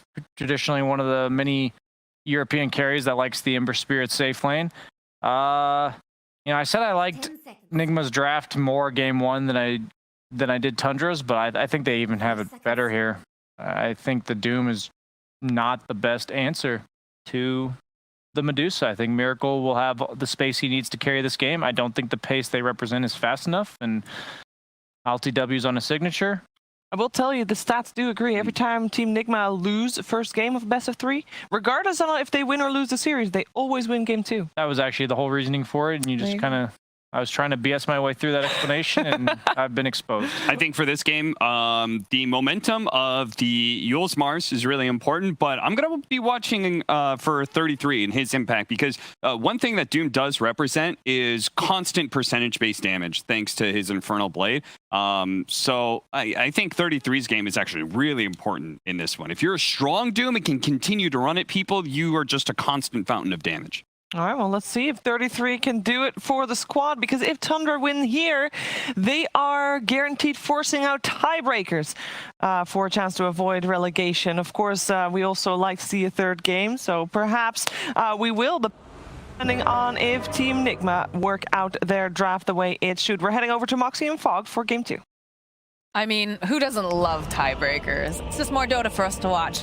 But I know we're both a little bit surprised here with that 33 Doom. It felt like there was some other options there in the draft that they could have gone to help deal with this Medusa.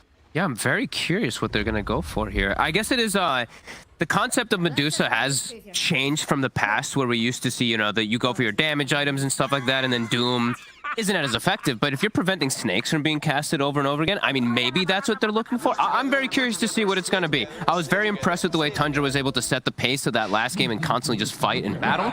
So yeah, definitely looking forward to see what they can do this time. And I'm looking forward to see this matchup in mid. I haven't seen a Mars versus a Medusa. I've seen Miracle a lot of the times in this mid matchup as this Medusa, but I've seen it mostly versus like intelligence heroes, where that's where the snake thrives and it's maximum, so you can keep yourself at topped off. Yeah, we'll see. Starting with the quelling, so we can match that base damage versus the Mars as well. Yeah, we'll see. This is a cool approach here. I mean, Miracle has run some interesting things in the mid with very Interesting mindsets here. But, Yeah. you know, with the 9 being on the Mars. Feels like Nigma set themselves up for like this super scaling lineup too. Like if they don't fall out of it early, they're gonna scale to incredible measures. ILTW Ember, it's a classic. This guy is one of the best Embers in the world, especially from safe lane, which nobody else really runs. He's one of the few players that loves to play it there. And they've got ET. And ET works so well when you are playing with these mixed heroes that do both physical and magical, like Medusa and like Ember Spirit in the later stages of the game. So yeah, this is going to be a cool one. I think it's a very different style than the last one, where that mid tower isn't going to be this insane 5v5 as often. You say that, but... I think we're going to see more stacking. I think that's the key thing. Last game, I was looking around, there was like no stacks. Everyone just fighting mid 5v5. This is a game where I see sanking. You need to get stacks for this hero to get a good blink dagger timing. Same thing on the other side for the troll. You want to probably get a couple of them going. But yeah, I think for the most part, we're going to see a lot more stacking from Nigma in particular. We have a Medusa and a sanking, so yeah, let's see. I'm going to watch mid mostly because I'm not going to see this matchup too much. I feel like Miracle can just constantly poke him, but I don't see 9 being able to get really bullied out of lane either. And he is able to absorb damage pretty nicely as a melee hero versus this Medusa. Yeah, eyes on him. I have a feeling GH will make sure that he's taking good care of that triangle, though, for mind control. So yes, we'll see plenty of stacks coming out from them. And okay, so they put the snaking clockwork as 4, so they actually have a really strong lane bottom versus sanking. I was wondering, are they going to put the clockwork down here since it is a sanking? No, they're not. So that sanking does have a much harder time in comparison than if he was versus clock, because versus clock you can play around it with stun and whatnot. And he skilled the caustic right away, which feels kind of grim for mind control playing versus double ranged heroes. Yeah. They can just both stay, Troll can just stay inside that range form. GH is priming the range creep so he can get the last hit. We'll get it. Trying to make sure that they don't get left behind in the experience department, because if they hit 2, mind control might just die instantly as soon as they do. Well, it's just so scary when you consider that you do have a slow, you've got that cold feet, you're going to be looking to murder as often as you can, too, coming out from the side of Tundra, so... This is a really strong lane. Really strong lane from Tundra. Once the levels come out, we will see like mind control and GH able to maybe find kills onto Fada, but besides that, I think Skeeter's going to free farm down here. That's very, very scary. Yeah. On the other side, we do have this Ember Spirit who should be able to do some decent free farm as well, too. Depending on what creep we do see 33 find, as he will take a speed creep, eat away that pole camp. Also find himself a courier, okay? Yep. And that's the Blightstone. All right, so that'll be nice to take away. Indeed. It often feels like, you see a couple of these teams that will kind of shift things around. Oh, 9 sitting pretty low here. Does have the bottle, though. Should be able to get right topped off as he's running his way over here. And that is one of the nice things here, is the fact that, Medusa is still fairly slow when she's not got that stone gaze up and running. So should be able to actually go and deny both of these runes from Miracle. That feels kind of bad here. Spoon right over against Snaking, opening up here. Battery Assault. They just keep bashing Miracle over here to the side. Kuro is here, though, of course, but they're poking away. There's no mana left over here on Miracle. This is not looking good for him. He is going to fall to Snaking. The king returns. He does indeed. Fada. The full-feet proc, though, over here onto the Dark Willow. So it looks like Fada's actually going to survive the GH, perhaps diving just a bit too far. And I think GH tried to salve in the Shadow Realm, but still had cold feet active on himself, so he loses his salve, he dies. Huge kill on mid. I'm surprised that Medusa went to go check these runes. As you said, 275 mood speed. 9, capitalizing heavily, 17 and 4. Doing excellent in the matchup, and yeah, Snaking, super active as we've seen him so much on this 4 position. Has Tranquil Boots now, so he's going to be even more active with this and just be a nuisance. I mean, he is one of my favorite clockworks to watch, as I have been following a lot of like NA and SA does. Like him and Schofield on this hero, they do a lot with it. Yeah, I'm a big Snaking fan, honestly. Former teammate of mine for ages. I've seen this boy grow up. He's killing it. That was an excellent rotation. The level 1 battery assault usually is not that effective, but versus such a slow hero like Medusa, yeah, beautifully done. Gets them off to a nice solid start, so it does look like they are coming out ahead in 2 of the lanes here. Ember is still free farming for the side of Team Nigma, but yeah, very good stuff coming out from Tundra again at the start. Grab another wave here, too. 33 is going to be able to hit all the creeps he wants. He's going to deny a whole wave away, too. Oh, heck yes, he is. So what are they going to do in response? ILTW, he's going to try dragging waves in between, too, doing all this funny business to get over here, because he doesn't want to lose out on all the XP. And get the stacks have begun as well. They've gone for a very greedy setup on Team Nigma, so they have to go for these stacks. 33 will eat some damage here from the level 2 Flame Guard. This was a great play from ILTW, actually. To bring the creeps here, very heads up from him. Are they going to be able to challenge these stacks that Snaking just threw together? No, I mean, on the side of Team Nigma, no. This is a more passive style draft, I do feel, from them. The only real aggression that's going to come out is from the Sanking Willow in the early game. And I Feels guess like from the GH Ember has to Spirit. kind of but- babysit a Snake King, making his rotation here. Whirling axes over onto Mind Control. He's got the Burrow Strike, though. He's going to be fine. Super active, though. He's already set up 33 for success up top. 33's queued up Midas. I guess that's the Gonna be a planning around. They're going to just try to be very greedy themselves. You know, they see greed from Nigma. They raise it with a Doom last pick going Midas.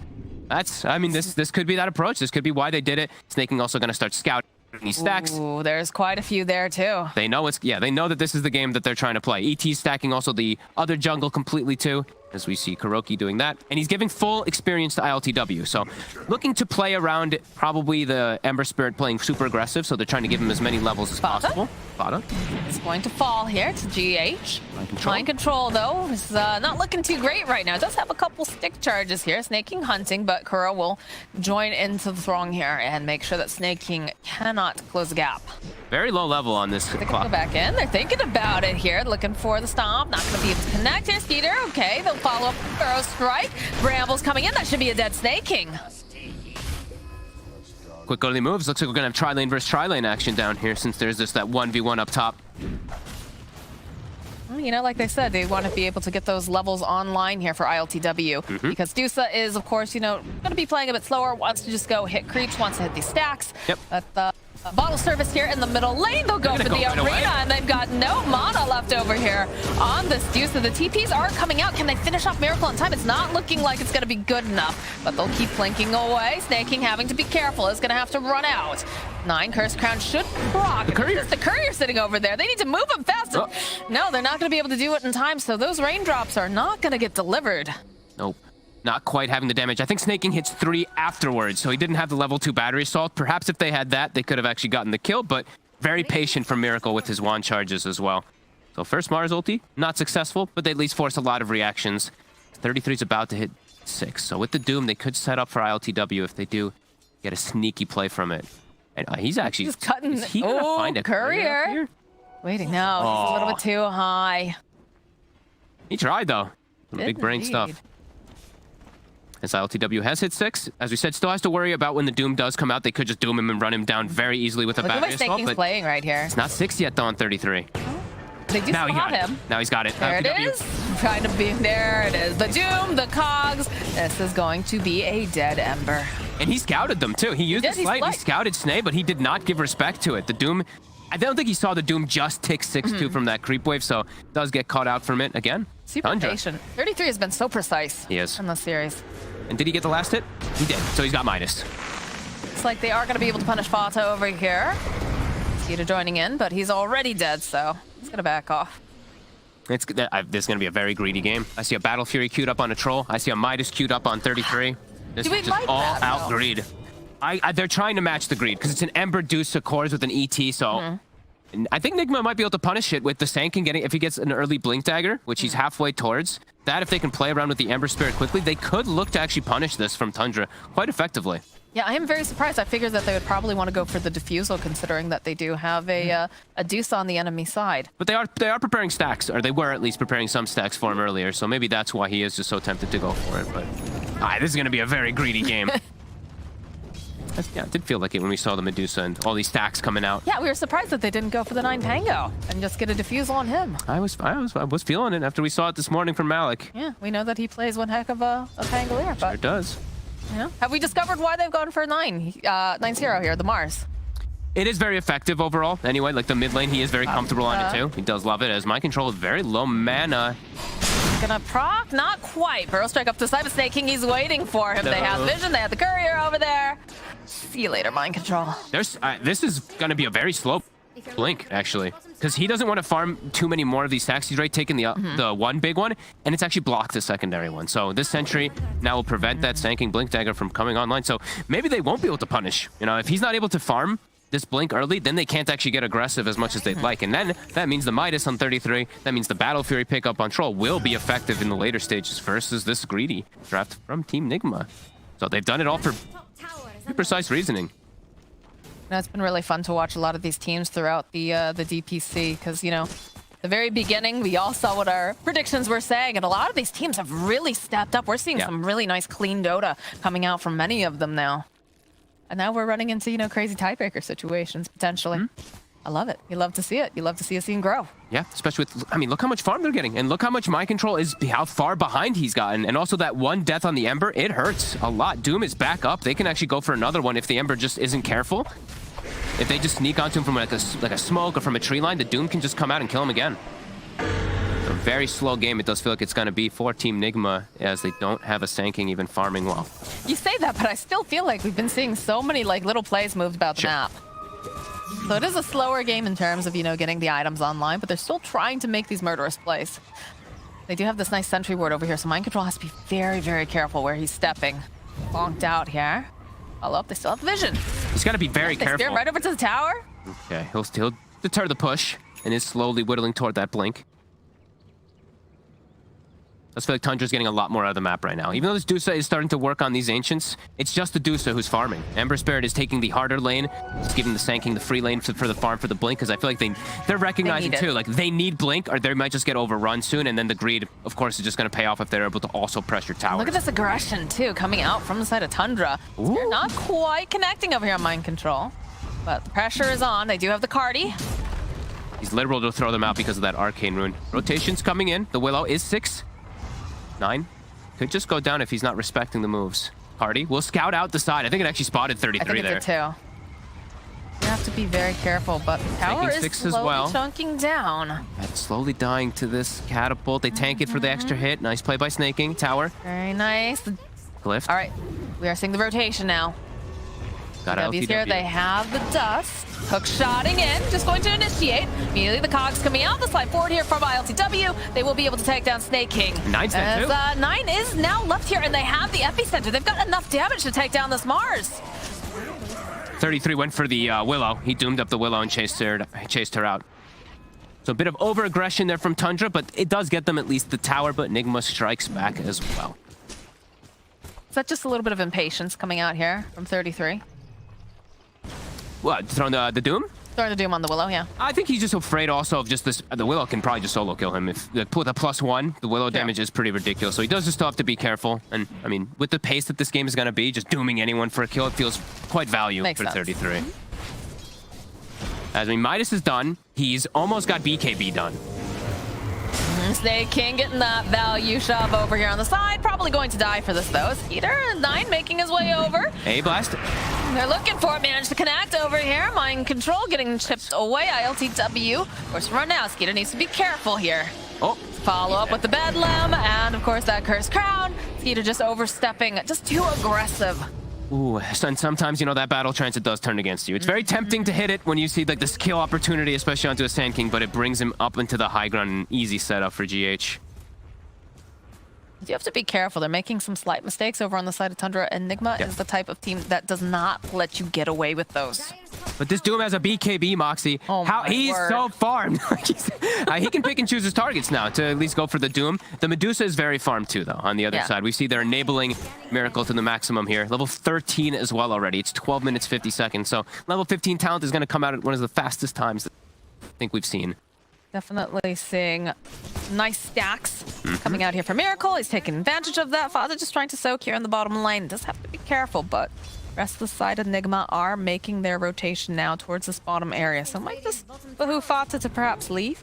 Yep, they've got the look at Mind Control. He's scouting. Yeah, he's checking behind the tower. They're all rotating down as well, too, to play. 9, he has a blink of his own in mid, but their Doom is not available just yet. So it does feel like they're going to ditch this tower. We'll go down. And Skeeter, he still is close to Battle Fury, but does get slowed down. Very important. That one death, you know, all these deaths do count, especially when you're playing versus a greed draft. Cannot make these mistakes. No. But smoke coming out now from the side of Tundra. Hoping to just swipe through here in this jungle. See if they can get a pick off, and they are lingering about here. Let's see if they notice the BKB too. If they commit too many ults onto 33 before he pops BKB, it could be big problems. Miracle. Oh, that nice step though coming out from Miracle. Look at this immediately turning around a follow-up with that Burrow strike, and Snake King is going to be the one that falls. They were prepared for this move. 33, hanging on to the BKB. Hey, this is should be fine. Ice Cloud. Okay, the BK speed does come out.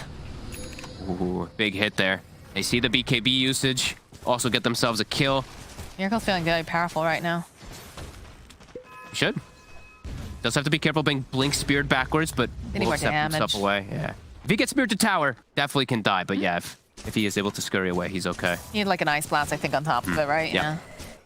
He's very farmed already. Let's Look see at this this. Manta again. He sees him for a split second. Bang. Looks like it was gonna miss it. Actually, almost got him into it. Yeah, actually. That was actually really close. I for the thought that was Manta going to be push way him in. cooler. Still keeping that Medusa to the top. We do see that greed from Tundra also paying off. They do have at least a net worth lead at the moment. Midas was used and Battle Fury's online. So still keeping up. Yeah, you know, like you said, 8.9k net worth currently on Dusa. She's had these stacks, and that's just kind of the nature of a Medusa. Yep. But on the flip side of that, all 3 cores on the side of Tundra are sitting very nicely underneath that net worth. So My Miracle is just so farm though. And 15 is going to be hit. So that talent, that pesky 35% talent, already going to be grabbed. Watch, he takes attack speed. I'm just kidding. No one takes attacks. Don't you ever take Miracle attack just speed. trying to flex a little No. bit, you know? No, that talent's just way too strong. So You have vision over here on the side for Snake King. Trying to just farm up a bit more. Fata again trying to soak. Miracle's deviating. So this is what we were mentioning about versus that Doom. You know, the Snake it's all about your Snake build. When Yeah, you he's do not go for opting it, for that. He's not going to go it, which I think this is the right. This is what you used to do as the Medusa versus a Doom. You just build your own items. You build your Lincolns, your Manta. I mean, Lincoln's Manta, I'm sure some people in the past would be like, oh god, this build is atrocious because you used to be the do nothing on Medusa, but times have changed. This is going to be a dead Fata. Yeah.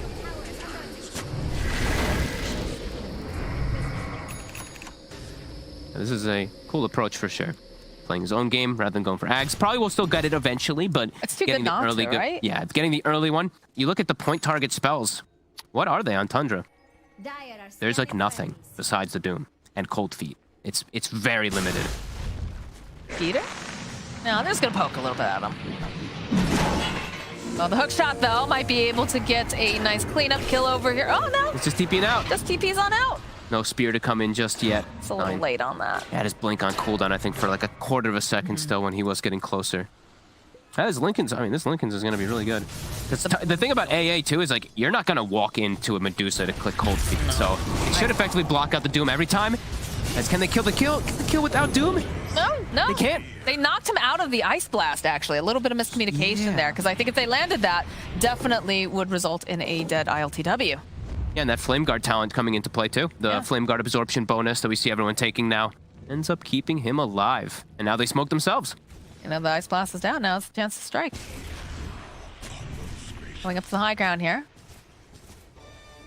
Radiant's middle tower is under Not done snaking, though. Looking to tank this gank. Mind Control getting the jump immediately. They'll follow up with an Ice Blast over here. Mind Control taking a lot of damage, so he doesn't fall. They've already taken down Snake King. He bites back. They want Getting into more. position. Oh, look at this arena. He grabs pretty much everyone over here. He's like, don't they get the Doom off? He's got the BKB, and look at 33 just running through here, trying to click down over on the Deuce. Has to be careful, though. The rest of his team can't quite get over there. Skeeter joining in here. Does have the whirling axes. They'll still be able to take down 33. But now Skeeter- Well, it's a nice arena. It's just not yielding what they want here. 9, again, spearing over to the side. Nice stomp, though. Buys a bit more time. The Air Splitter coming in. 9 takes so much damage, and he is forced to run away. The Stone Gate's coming out. They've got so much here. Skeeter forced to pop that ultimate here as he does manage to take down GH. Another Ice Blast coming in. Hot lands over on LCW and Medusa. But they take down Skeeter. They need more damage. Good stomps coming out here from Curl on the back lines. The Bro Strikes come out. This is looking like a dead Snake King.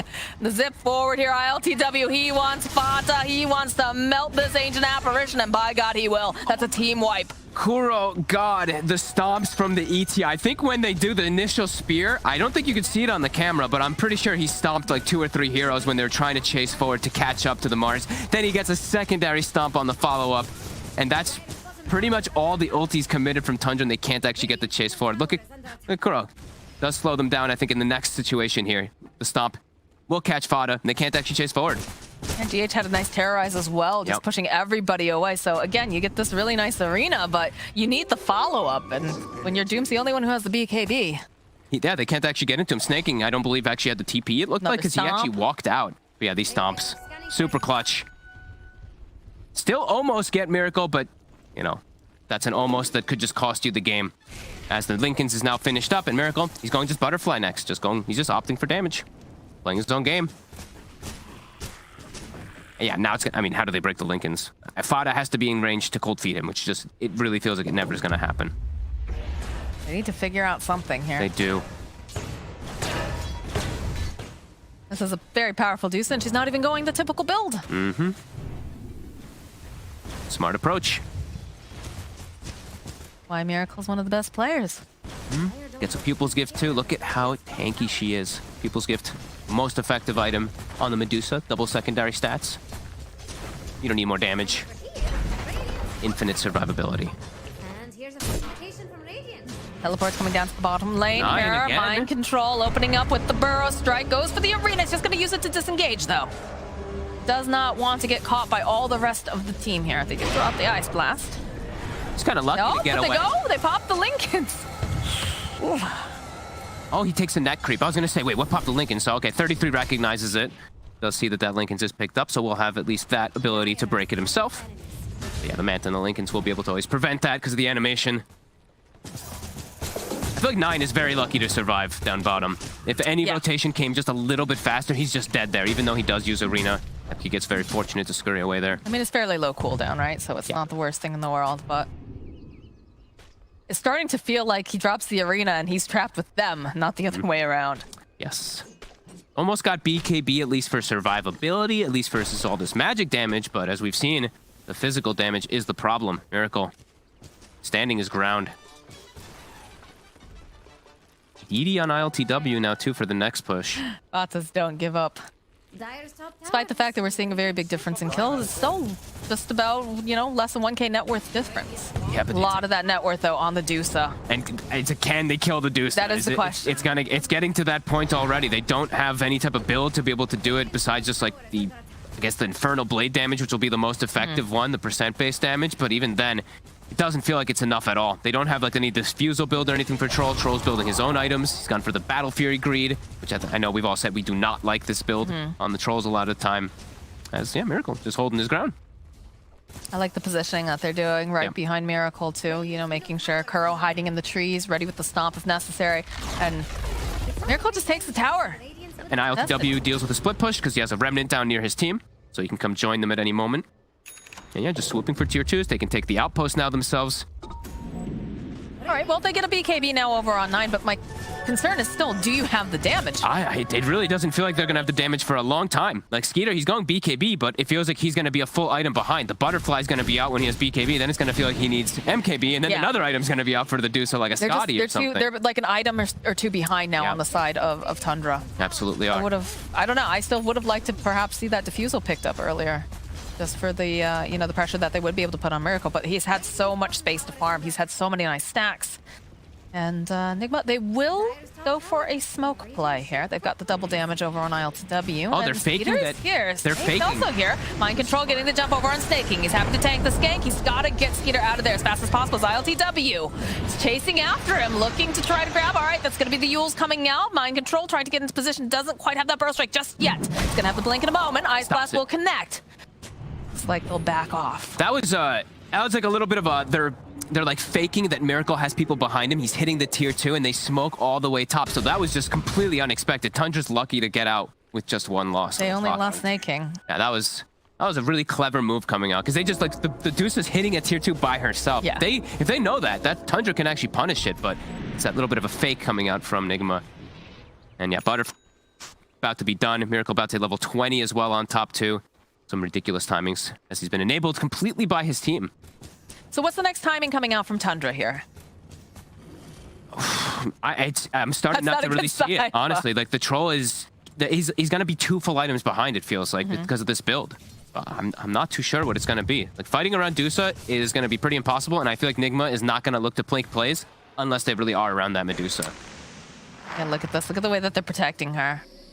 Mine just hiding in the trees, doesn't want anybody to come find him here. Takes the Stone Gaze duration, so same thing. Not going for the Aghanims build. I like the Stone Gaze because you can get the double stone. People do face it twice. You get hit by it twice as well. And it just makes you run really fast for an extra 2 seconds, which is always really good on these Medusas. Yeah. Going straight damage. Daedalus next. I mean, it's working out for sure. So Miracle's adjusting here for Radiant's bottom tower has fallen. how he wants to battle, and it's paying off. Yeah, I really think that he did. You know, I think this is just a heads-up play of if I get doomed, then I won't be able to spam snake. But now if I get doomed, who cares? I just click. I right-click. Yeah. Yeah, this is very smart planning. Still keeping it even on the gold for Tundra, but overall game state does not feel good for them. No. Snaking, Snaking. high-tailing it out of here. Does manage to just barely avoid those chains. It's a 50-50 right there. 4 units. Oh, two but chains. this is going to allow them to walk into this pit. And how do you force one? We do have BKBs picked up. We've got the PKB picked up on 9, and we have it on Skeeter. But they see the butterfly for That's sure. so scary. So it's just like, how do we bring down this Medusa? She's got to be isolated. You have to kill her team before you go for her. It's And how pretty do you much do what that? you have to do. Got to get some really successful They smoke. Mars ult on like 3 heroes and then the A blast right on top, but not going to be easy. Okay, smoke on smoke action. They're going to do a wrap around. Immediately, ILTW jumping over to the high ground. They're swapping sides. While Miracle just continues to hit the Roche, but they're Jump scouting. in from 9, immediately the arena. They've got the BKBs out. They know when they get the Doom off as well. Can they burn down this Deuce? And it's looking They pretty actually darn can? good. They actually finally take down Miracle. Earth Splitter gets dropped as well. But these BKBs are coming in super handy now as they'll turn back around. LTW looking for the opening, be able to take down Karo. And the epicenter just going to get pinned over here to the wall. Fontaine just clicking away. The buyback's coming out from the Elder Titan. Wants to get back in. Mind control will fall. And now it's going to be a bit of a fight here from 33 and ILTW. He does manage to find the kill. That might have been one of the most impressive kind of moves of them just recognizing to be able to go. Because if they just get counter-initiated on, they might all instantly die, but they do it so quick. That was pretty sick there. by Oh, Tundra. Spear, though, forward here over on GH. LTW sliding around. Can they Don't do want to give anything up else? this Roche. No. Tundra needs to try to prevent this. The Deuce is gone still for 30 seconds, but they He is can't leaving, actually though. fight. Oh, he can't leave. He gets chained. He can't leave now. Got the Curse Crown on him, too. He's just going to try to get off some of this damage, but eventually he does fall. Hookshot coming in, though, from Snaking. He's going to be able to take down ILTW. The stomp, nicely played here. Can got they him. finish them off? Yes, they will. Does have buyback. GH trying to burn him down here with the Bedlam. They do manage to land the Ice Blast. Can 9 finish off GH if he can blink I don't rebuke? know. He blinks forward. There it is. The blink rebuke. Like you talked about, Curl now running away, but they do have the arena back up again. He's looking for the stop of the BKB coming out from 9. He just wants to get rid of him. Wow. That was so impressive, honestly, from Tundra. What a fight. Just recognizing that they can just full out focus Miracle there. Now they're probably still going to get the Roche on the Medusa, but Fata. still a big fight for them. Fata's most likely dead here. He's going to click away over here on Mind Control. He's going to try to dodge the brambles. Making him work But for it. eventually they will take him out. Yes. You have the shard picked up as well now for Fata. 9 wants to go back He in. does. He's going for the Deso build too, which I like. They need any type of extra Yes. damage they can to be able to bring this Dusa. But as we said, she is going to Gotta finish get off the Roche anyway. Since they did lose the Troll, they're not able to actually do anything. Scout. Is he going to try to steal? No. Not quite. And they will tip him anyway. That was still very, very brave of them to yeah. go, but very, just perfect, honestly. I was very surprised that they were able to not get counter-initiated on. It caught Nigma off guard. It was just the mirror play, right? Yeah. You saw them wrapping around each other, and it was just a little bit tighter on the side of Tundra. They saw Miracle, and they just chained those spells perfectly. Oof. And, we've been mentioning about item behind on the Troll. Medusa finds herself an Elven Tunic on top of the Evasion talent, on top of a Butterfly. So really needing an MKB now for the next one. 33 with the bots, looking to still stay active, playing away from Medusa. They are strong. They are very strong when the Medusa is dead on the side of Tundra, because it is still all about that for Team Nigma. Well, I mean, you look at the net worth difference, right? Again, 18K on the Deuce. The next closest for them is ILTW with 12.9K. They are still triple scaling. That is the one thing on Tundra. Yeah. They went for this full greed, still staying in it pretty nicely. I think if they didn't have those BKBs too in the last fight, Curl would have just immediately stomped them. Very good realization. Again, just a bit concerned about the fact that, Ooh, there might be damage forcing. is a little dodgy coming out from the side of Tundra, but yeah. If they're we're gonna full walk up. rallied, if they're full rallied around Miracle, that's where it How do tells you you, slow him down? come at me, because you Exactly. could kill him alone, but when he's got the backup of his team, it does make a big difference. They're going to take the tier 2 on the top. They're gonna keep pushing. I think 9, he's got Deso, he's thinking about it. Skeeter as well.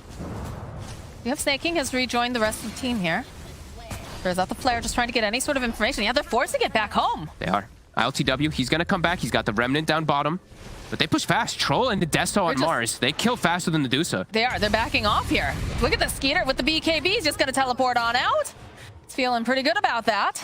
And 9 is going to be able to do the same. I mean, Tundra's just making these heads-up moves. They scout also bottom. They see that the Medusa and the Elder Titan are still down here. The Remnant is still here, though, so they have to, they're aware. Yeah. Still technically 3 heroes, and immediately we see the Sand King and the Willow just Run swing back. bottom. Yeah. So we're going to see probably the Mars and the Troll maybe run back toward top, but their TP's cooldown.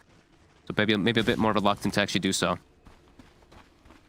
Very impressive nice. Dota coming out here from Tundra. Yeah, I mean, the strategical plays are phenomenal so far. They're just making them respond. Nigma know what they want to do, but And he's slowing it down. Tundra Look at also this. seems Just down. rockets plus Vortex is clearing the wave. still should be able to get this tower. Jump forward here coming out from GH. Aggressive play here. Secondary Lincoln's done. Now you need 2 different ways. So now you need to cold feet, troll net him, and then doom him up afterwards. Definitely tough to execute as the Rex is going down. We need creeps. They're coming back. We have Vortexes set up. We don't. They can't actually get in range to set up the Vortexes for Fada. A little scary for him to go forward here. Eventually the creeps do arrive. It's going to be another Rax. They're forcing again, though, like we said in this comp lane. Yeah, they sacrifice it. They want to try to get a kill while forcing, though, is 9. Not going to quite be able to connect. Oh, well, they do shove ILTW back a little bit. And both of them, it just feels like a little game of peekaboo. Although, okay, Fata throwing out the Ice Blast does fall. Was he trying to get a ward down or something? I think he's trying to get a ward so that he can continuously put out the Vortex. He does get 1 down, so we'll slow down the push a little bit, at least from bottom. This opens the doors, though, here. Team top. TP's on cooldown. Okay, we are seeing more people jumping in. There's the BKB coming out from Skeeter. He's just going to teleport out. 9 also. They're looking He hangs for on to his. He manages to hit it. He doesn't BKB TP. He gets greedy. He gets way too greedy. Now he's going to BKB, but now you're all alone, 9. You've just got to use it to try to disengage. And look at this. They have blinks. They have ways to get out of that arena. Oh, this is a big mistake coming out from 9. Big read there from GH2 knowing where he blinked, but he made it kind of obvious in the position where he did go. They'll get the racks, but yeah, 9 gets greedy and still has to use the BKB and dies anyway for it. Slip up there. Still strategical moves, though. Yeah, forces them all back. They have to go deal with it. Racks for racks trade, too. Still keeping it pretty close here. Giving time for Skeeter to get that item that he desperately needs versus this Medusa. He also has his own evasion talent, of course. I was about to say, this opens up the jungle, too. Mind Control getting very excited here. Gets the double stun, but GH is also here. Ice Blast gets tossed out. So Snake King might end up having some trouble here, as ILTW is, of course, here. Should be able to chip him down. The hookshot just not going to connect. No. Tried to hook himself out of there, but... A valiant effort. Yeah. That's what you tell your teammate, don't move, and then Fada's like, see ya! I don't want to be here anymore. Ain't quite... Okay. All right. Refresher, okay. Whew, things are gonna get complicated here. Lincolns versus Refresher net Dooms. They've got to be crisp. They got to be perfect on it with Tundra. Skeeter's got to be careful here, though. Look at the way that they're moving on him. He's got BKB, might be forced to just use it. Yeah, he BKBs. Just got to teleport out. It's not worth it to stick around here at this time. Not when you also have Miracle knocking on your door. 33's at the ready. As we said, the Refresher's online, so they do have ways to break the double Lincolns. They're split, though. They're split on Nigma. Jump forward immediately. The miss. Pops Manta. The evasion coming into play. The Infernal Blade can't actually connect. And still, we're not seeing the shard or the axe picked up. Nope. You'll get a free one. You'll get a free shard at the very least. Maybe even a free axe at some point in the game. Right now, it seems like they definitely have this game in their hands. But again, less than 1K net worth difference. Yeah, still very close. ILTW is scaling too, though. Yeah, he's catching up very nicely here. 6-2 and 11, as we said. You know, his Ember is always one to watch in the later stages of the game. Almost has Ags as well. MKB is indeed online, though. Okay.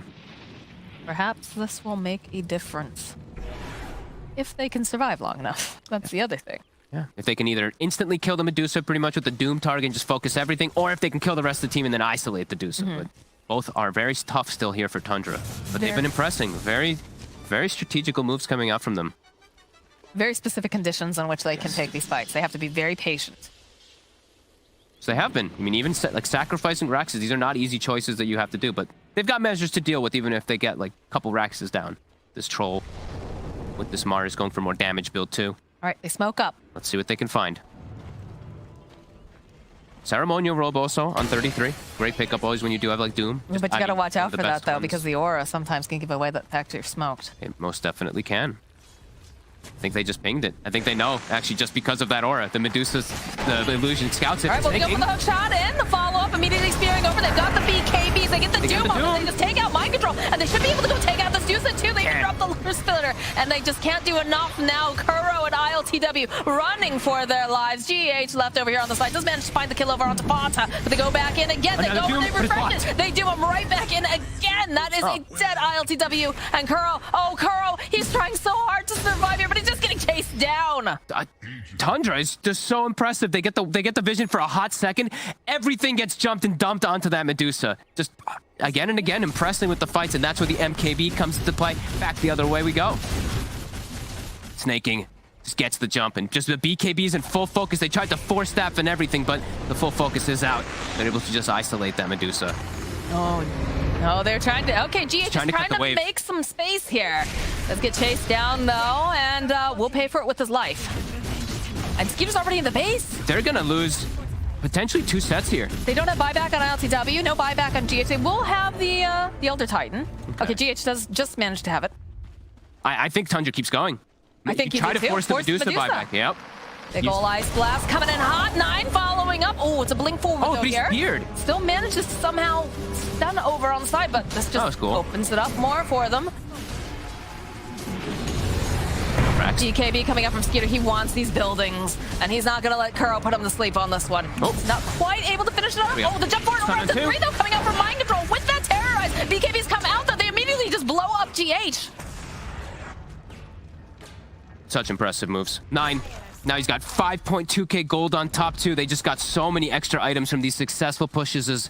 That was a very weird interaction. Yeah. I mean, you love these. I mean, these are my favorite. This is like you and Brian. These are your favorite things to watch. Well, because he gets speared, but it's like the glimpse thing, right? Yeah, like yeah. The Sand King Burrow, its projectile always will move you into the position where it's going, even if you do get like some other type of movement. Like if you get hooked or anything, you even might appear at the end. I think you appear at the end of the Burrow strike if it's casted after the right time. To be a bit careful here. They do not have the Doom, of course. 9, although follow up here. Nice play here from Mind Control, but the hookshot comes out from Snaking. Good stomp coming up from Burrow, though. They drop the splitter. They'll go and they'll try to hold them into place, but 9, he will crumble as ILTW's looking over here, trying to get the kill on Snake King. Miracle running over as fast as he can. They're just going to chase down Snake King. Takes a while, but they eventually find the kill. And 33 just hides in the corner. He buys back, too. Doom's going to be up in a couple seconds. I think it's because Roche. He's buying back for that Roche. 9, 75 seconds for his. He might be forced to buy back too. They're scouting the pit. Rockets and Ice Vortex already have plenty inside of there. No, they don't want to go through 2 lives of that Dusa because they can kill Miracle once, as we've seen time and time again here. The second time is a little bit more tricky. Yes. They have the vision. They can see them all up there. LCW joining in the fray. Hook shot, not quite connecting. 33 jumps in with the BKB, though. That could be very, very expensive. 4 step forward, though. Follow up here from Mind Control. Nice stop and sleep over here. They'll just blow up Fata as Skeeter is forced back. It's a costly one, too. Roche is up. If they're going to go be able to scout that on the side of Nigma, I don't know if Tundra's going to be able to fight it now. They can keep scouting it, though. They do have the rockets. Taking the fight a lot more difficult. 15 seconds to on hook shot. I think you need this Ancient Apparition. You want to have any sort of hope to get in there. Yeah, they go. Use the flare. They see Roche is up. They see they're in the pit. They got a blanket the outside now. Stanking on one side, Ember on the other to make sure that... And the buyback. Here we go. Buybacks are coming out. They do not want to allow Miracle to have 2 lives. Skeeter. Making this pinstring moment. The jump forward here from 9 gets a beautiful arena, but they just spin over to the side immediately here. And Skeeter jumps it, gets the kill on Kuro. Can they get anything else? So GH falling as well. The root into place. Jumping in here from 33 to get the Doom up again. The beautiful Burrow strike from Mind Control. Is it going to be enough though? It's not. They go and they take down Miracle. He's forced to buy back, as does He's got another Doom. They're going in again. 33 waiting patiently over here. Is gonna just fall though. Go right back in. Skeeter fighting through here. More buybacks coming out. They're very unhappy with this. And Tundra eventually, yes, they will get Skeeter. They come back up again. Mind Control might tick down. They do have the Aeon Disc over here on Fata. Go break that Lincoln's, but it's a double kill for ILTW. So they're creeping around this pit. They don't have the AA though. Buys bots 2 on the Doom, knowing that he has to just come back onto one of his teammates to be able to land the Doom successfully. He holds it though. He did not use the second one. Took it back there. Snake King hook shotting away. Has 9. Waiting for him. What a bro. Yep. Who got the Timeless Relic? Who's carrying it? Saw they picked it up on, I believe, the Mars. The Roche is everything, though. They have to try to contest, but no AA for 50 seconds. We've seen every single thing is so crucial for Tundra's fight. And they make this play. Another rocket tossed out here by Snaking. They're scouting. They have Doom's to find got the right the rally. angle. Can they get in there? That was a question. LTW trying to be in the right position here, trying to Dying. break the smoke. Nine jump again with the BKB. Again, they just go. They take down the Roche. It's going to be Nine who picks it up. Miracle over here. They have that Lincoln's, though. They're waiting patiently. They don't have anything else really to take it out. So looks like they're going to be able to burn down this Mars, probably. Yep, that's going to be the first life. Over on the back line, so LTW. All right, Skeeter trying to get his way in. They got the Doom. Go. They pop it off. There it is. The Doom again. And the chase is up. They're trying to force him out. They have the Lotus over here on Miracle. They got him. Keep him alive. He is going to fall. Mind control, too. Trying to get the Burrow strike out. Is he going to be able to survive? Our Splitter comes in against Snake King. They turn around. Oh, my goodness. They take out 33. They touch down Skeeter 2. It's just 9 against the world now as he's going to get slapped and he's going to get slided. They got the Deuce again, but the overwhelming damage from ILTW this time around with the aura from ET, it's too much. They're doing such a good job of focus-fying Miracle, but there is other heroes still in this game. As we see the Splitter, the ET actually does the most damage for the team fight. And now it's just the AA versus the world. Vada. Yeah, Fada is like, no, He's like, oh, God. Oh, no, he's found me. I got A on I'm this. just gonna try to use all my spells. Oh, the Yules. But I'm dead. The Ice Blast in a second. Get off to toss it. Just try to put some damage out. Try to force them out. And eventually, though, ILTW. He's buying Deso. He's going to end. He knows that nobody is going to be alive right now. Couriers. They're looking for what? What are they looking? Did you hide a gem somewhere or something? I don't think so. Are they cutting They're gonna try to creeps? cut. What is? Are they They're actually drawing them away. They're Are using you the kidding things. me? Oh, my gosh. No way. I mean, one will die. Yeah. But the look back at this. door is Look at this active. delay. Oh my God, this is This is so Dota. big This brain. is Dota in 2021, guys. This is big brain stuff here. Like, who cares about the couriers? I wonder who's yelling at. I wonder if Snaking's like, send the couriers. Or if it's Fada. I don't know. They'll lose 3 of them. Bought some time, but I don't think it's enough time. No. You know, Snaking and Fata, they're going to be up, fairly soon, but I don't think they can do enough to force them away from this. They need the They have cores. fortification, though. The glyph. Arties, they're coming They're in. coming in. Look at Kura's already putting in position. The creeps are beating down their own buildings, but They push so fast with this Deso. they got to make 30 some real seconds big still. brain plays here if they want to try to do anything. They drop the brambles. The rest of them are coming in Yeah, too. look at this mind Snaking. control. And Medusa in 15. I don't know. I don't think they can disperse this any longer. Yeah, look at this. Even dropping the terrorize. Just stay away. Stay in your base. Let us finish this game. They're ending it. Controlled.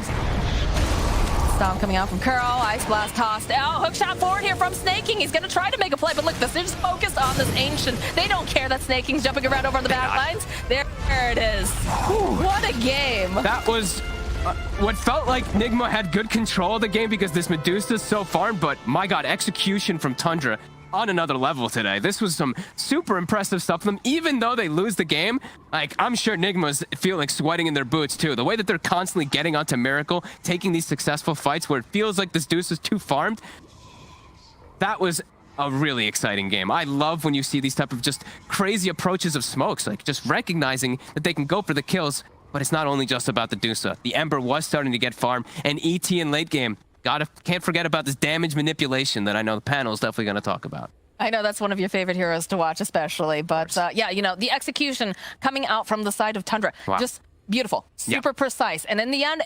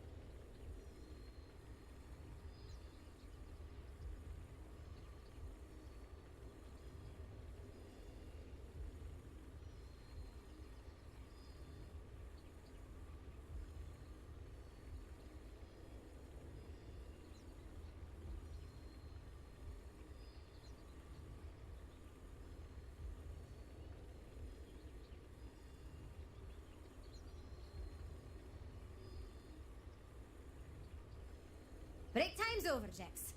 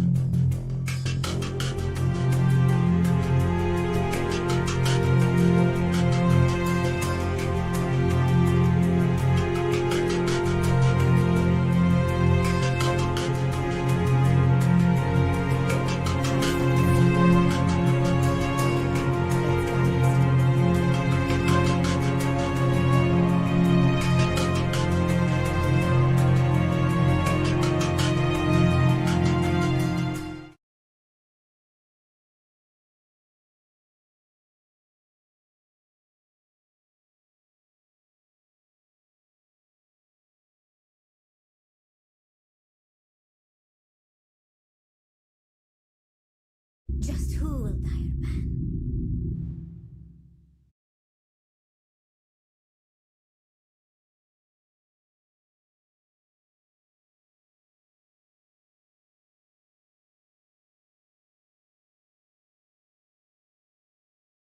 It's Radiant's turn to ban. I've said it before, I will say it again, and I will keep saying it. This series, so important for both of these teams. Nigma and Tundra 1-1 right now in the upper division of the Western European DPC League. And the reason why this series is important is that if Tundra wins here, they have to play for relegation. If they lose, they're out guaranteed. So they want to play for avoiding elimination. And yes, we don't know for sure what's going to happen next season. Who knows? But you don't want to be on below that line. And on the other side, Nigma, if they win here, they are guaranteed going to the major. The only question is in what capacity? Is it group stage? Is it wild cards? But if they lose here, there's a chance that there will be a four-way tie even still possible for 3 slots of the major. It's there's a lot on the line here, and we're gonna. Wow, I was not expecting that. I'm here with Cap and BSJ, and they're gonna talk some exciting Dota stuff. Just to elaborate a bit more on Nigma, if they lose, they either have a 4-way tie for 2nd through 5th, in which case 3 teams will go to the major and 1 team will not, or they are guaranteed 3rd, 4th, and cannot get 2nd. So that means that both ways are pretty bad for them. So this means a lot. 2nd place means group stage at the major, while 3rd, 4th wild card, you go to 6-team playoff. 2 teams are from China, 2 teams Europe, 1 Eastern Europe, and 1 SCA, and only 2 of those are going to advance. So that is not a place you really want to be. I'd call it the gauntlet of the major. And I mentioned that I thought Tundra, if they played like that every game, they'd not be 2-4. We were hyping up how well they played, and the fact is Nigma beat them that game. So this I'm actually freaking hyped about this one. This is some great Dota to watch. I still want to see more Phoenix. Like I feel like this hero. I just know that every single time I'm playing any one of these offlaners that is supposed to be able to frontline Tidehunters, Centaurs, Underlords, these kind of heroes, like I feel so bad about a Phoenix. Just because that hero, I feel like, just totally counters my presence, both with Sunray as well as with Egg. You fly too close to the sun, you get burned, Cap. That is absolutely true. Icarus taught us that. And in this game, the Icarus dive will teach us that. That's a Kyle type comment. Yeah, right but there. it actually offers nothing to the conversation. Yeah, but I feel are you clever. filled with regret now? I do feel temporarily very clever, so I can see why Kyle might actually do that. There are a couple things I want to say about that game too that we didn't get to talk about. One, this is actually something that Blitz was talking to me about, the idea of smoke movements, and like naturally your smokes, you try and move in certain ways that are just efficient to move across the map, right? To get there as quickly as possible. But sometimes, like, what you want to do, the actual correct play, maybe you don't know, but the actual correct play is to take the long, hard route all the way around an area, right? Instead of going directly into the triangle, loop yourself all the way around and enter in from a different area. Like, Tundra used those kind of ideas of looping around all the way to the other side of the map to be able to set themselves up to contest Roshan. There's so many smoke movements like that I really appreciated. That said, I think you said, Achiever, where you were talking about like this team, they're doing all the little things. Like, that is a great example of a little thing that they did very, very well consistently throughout the game. And that was very impressive. I think that made the team fights so much more clutch than they were, because there was definitely at the start of the game, there was lacking damage. We heard our commentary team talk about it as well, lacking damage on the side of Tundra, but you can, I guess, go around that if you have the right initiation target and if you know exactly which target to go on first, and movements are key for that. It's seemingly pretty simple on paper. Just go on the Medusa, right? But the approach to how you get all of your spells on Medusa when they have ET, Willow, Sand King counter initiation is what really Cap is talking about the importance of. And that's just when you know it's good Dota. When we're watching it and we're like, damn, that's just clever. That's just smart. They outmaneuvered them, and then you see the enemy team battle back, like strategically chess back and forth, and at the same time, a bunch of buttons and things are blowing up and stuff, and that makes it cool too. But also 33 win shard on Doom, which I thought was kind of cool because I've not seen very often. I personally think it's one of the most lackluster shard until somebody is level 24, and that's when he picked it up.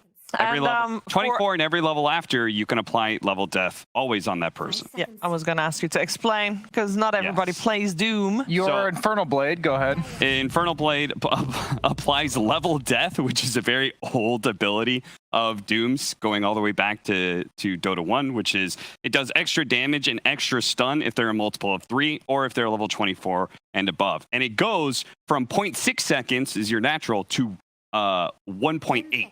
if you have level death on them. It goes 0.6 just added on, and then another 0.6 if they get level death. And it's a 4-second cooldown. Yeah, a 1.8 second stun on a 4-second cooldown is just, I mean, it's bonkers. And we're seeing a similar approach to what we're seeing this third pick Jug that we saw from Nigma in game 1. Did not work out well for them.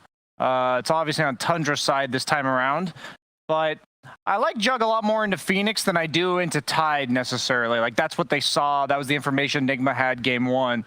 Just because Tide, if you give them a minus armor partner like the Snapfire, you can do enough physical damage to threaten the Jug. Phoenix at no point in the game ever will deal physical damage. And since they already banned out the Faceless Void on the side of Nigma because Tundra had this first pick, that mediocre carry matchup is no longer in the equation. Yeah, Clockwork just seems to be a hero whose stocks are rising because these really great Clockwork players are showing just how good the hero can be. It's not necessarily like, I think it has very high variance. Like, if you are a great Clockwork player, you can be super impactful. Soxa showed that. Snake King, excellent performance by him this last game. But we'll see if Nigma is able to put on the same kind of performance. What better way to make your stocks rise to the moon than with a jetpack, my man? I don't think that has anything to do with Clockwork being good, Brian. I also don't think you want a jetpack to the moon because then you're running out of air. Trivial details that also, would a jetpack even work in space? I don't think so, because it needs oxygen. Yeah, so you're not actually, I mean, Brian, you're supposed to be flawed here.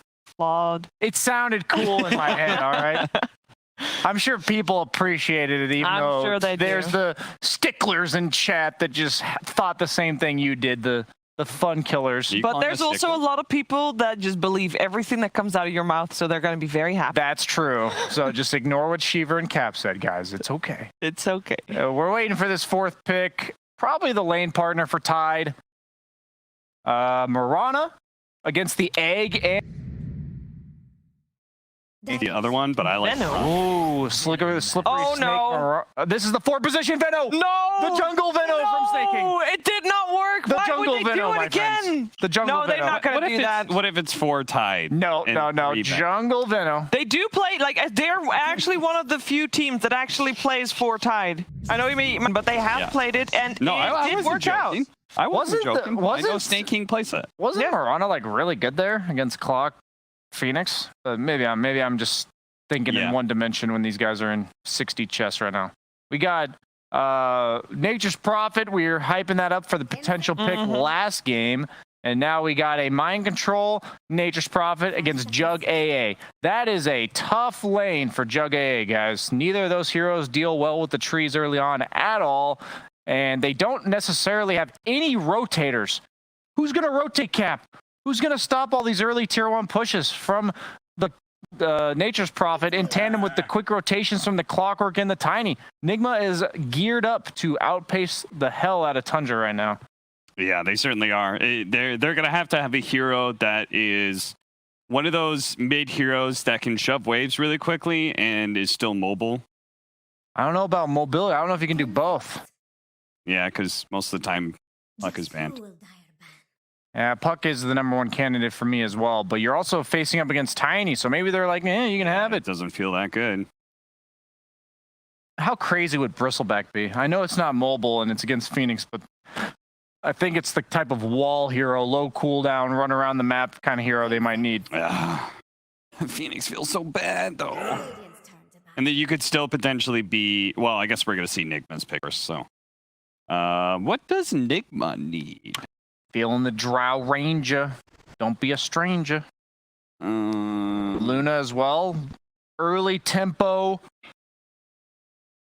I guess they're probably doing Phoenix 5, actually, so drop that. What else? What melee hero are they looking for here? Get it. PL? No, not against Jug. Never mind. When they had a Phoenix 5 last time, they played it together with a Spectre on the lane. Ooh. I don't actually hate Spectre. I think if you have a global carry, that'd be kind of nice. I mean, it just depends what this Venomancer is doing, right? If that is a 4 Tide and a 3 Veno, like, any one of those melee heroes, PA, Spectre, like, they're just going to get beat to hell. But if it's a jungle Veno... if it's a jungle Veno, then it's a free lane. I would prefer a hero that can remove Gale or Gush. Or, I mean, both. They can remove both, but Sure. that's why I mentioned PL initially. Weaver? I'm actually down for Weaver. You know, Weaver sounds real sick right now. It's actually a insanely good Weaver game. Yeah, it does quite well against Tide, destroys Veno. Juggernaut is... the one of the few heroes that can health gain during AA ult. Give ILTW the signature Weaver that I've never seen him play this tournament. They went for the Spectre. Good homework, Sheaves. You're welcome. All right, I really want 3 Veno, 4 Tide. And they are going to go for the Bristleback. You say that why? 10 seconds. Saw them do it, and they should have won that game. That was like 2 or 3 weeks ago, and they botched it, so now's the time to make it work. Yeah, they botched it versus Alliance. They end up going for They Mag. magged it. So they've got Mid-Veno? the... No, mid-mag. Mid-Mag. That's lame. mid-bag, and it is 3 Veno, 4 Tide? They haven't chosen yet. They're waiting. Oh, The suspense. they're waiting to pick. No, it's 4 Veno. Do you think they're going to jungle it? He better jungle. Oh, God. Conviction, Snake King. Oh, Prove the haters wrong. No, please don't. I mean, Please don't. so they tried it before, and the problem then was not necessarily that they went into the jungle, but the fact that they went into the jungle straight away, not giving any lane advantage at all. So Maybe they learned a little bit from that, you know. Could be. I don't like it per se. 5 seconds. Fog just hating on the lack of stuns. I'm thinking Snake King is going to go in early Atos with that jungle farm, and that'll get them on track to set up the A ultimate. Can't GH run around and screw his game up?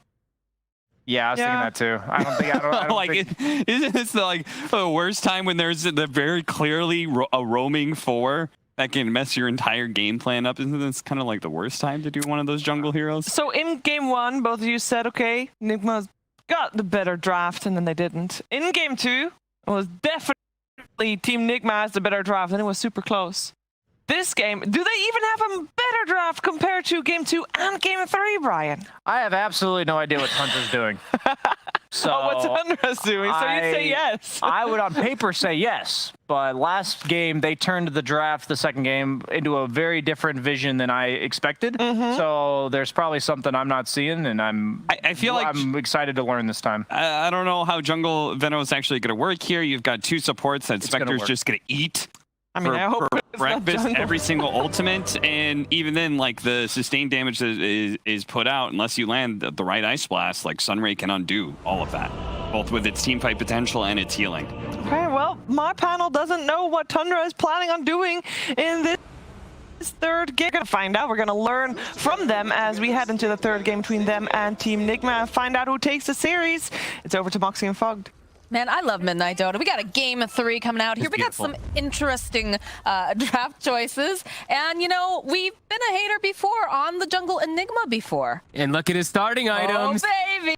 He's Here got we the go. Blightstone Sage's mask. It's the tell. That just says jungle immediately for the Venomancer. So they're going to try it again.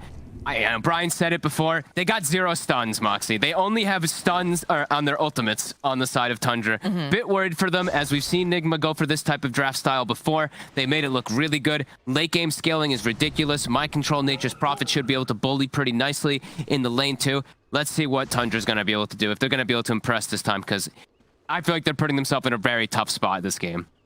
We did see some very high execution, though, coming out in game number 2. We did. So perhaps, you know, perhaps this is the big brain play. Perhaps we just don't see the full picture. I'm super down to learn whether this is good or if it is completely just not the draft. Yeah, and it is, you know, there's interesting approaches that they have done. You know, as soon as they see the clockwork picked up after Phoenix, they know it's locked in position, that it's going to be a mid-tiny, right? So that's why they go for this Venomancer with the AH supports, because it's going to be really disruptive versus like that Blink Tagger build. It's going to be really annoying inside of these midst of the fights.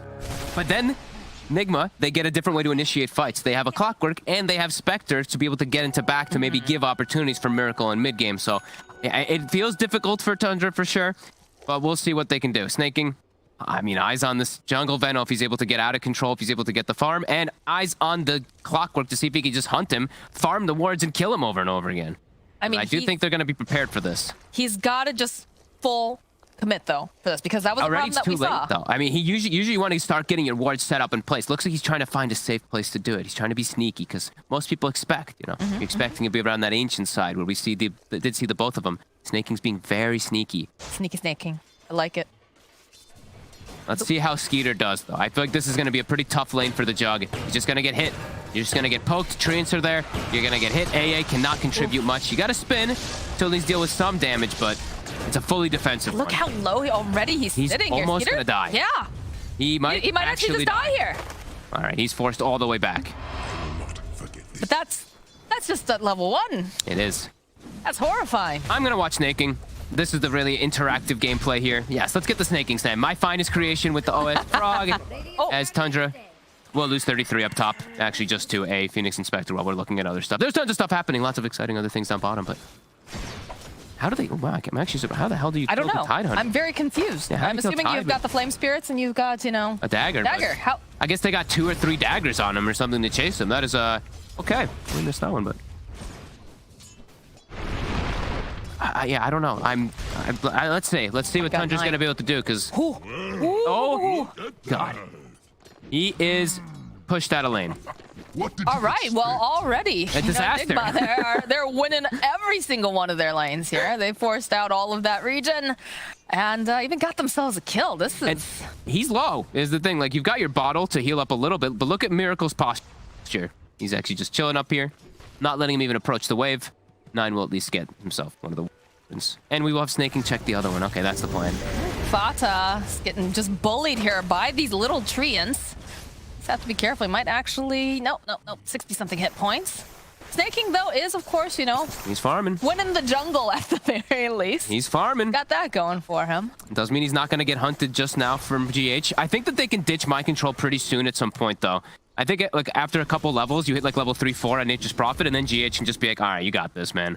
And then they can just hunt. Kuroki's actually already doing it. He's already on the way. He's like, where is this pesky, sneaky Snaking? They've already owned the top lane pretty hard versus that Tidehunter. The stick is already up for ILTW. He's actually taking Desolate. This is a cool approach to actually be able to zone and push out Tide. As soon as he's away from the creeps, that damage will start to add up. Oh, the courier. You usually just see Dispersion picked up as... Oh! Okay, now's your time to bargain. It's dead. Look at it. Oh, the chocobo. Chocobo, and it's going to get burned by a fiery hit. Gonna be a crispy chicken. How terrible, actually. It's chicken on chicken action. It is, but it's dead. Oh my god. Kuro wins the fight. Yeah. And 33 will struggle. He's full passive lane, so he's just doing 2 points in Kraken. So he's trying to survive as best as he can.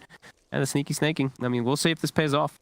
That was exactly my next question is this going to actually pay off for him? Because it's quite the predicament that they've lost pretty much all of their lanes at this point. Yeah. I mean, I'm not a fan, I gotta be honest. I'm not a fan of this jungle Venomancer, but I know that they like this style. Snaking, as we said, he's a very greedy kind of player. But yeah, we will see. I think it's just so difficult when you consider the fact that, like, especially your safe lane, right? You're being bullied so incredibly hard. You can't even really approach the lane. You've just got treants chasing you all the time. You've got...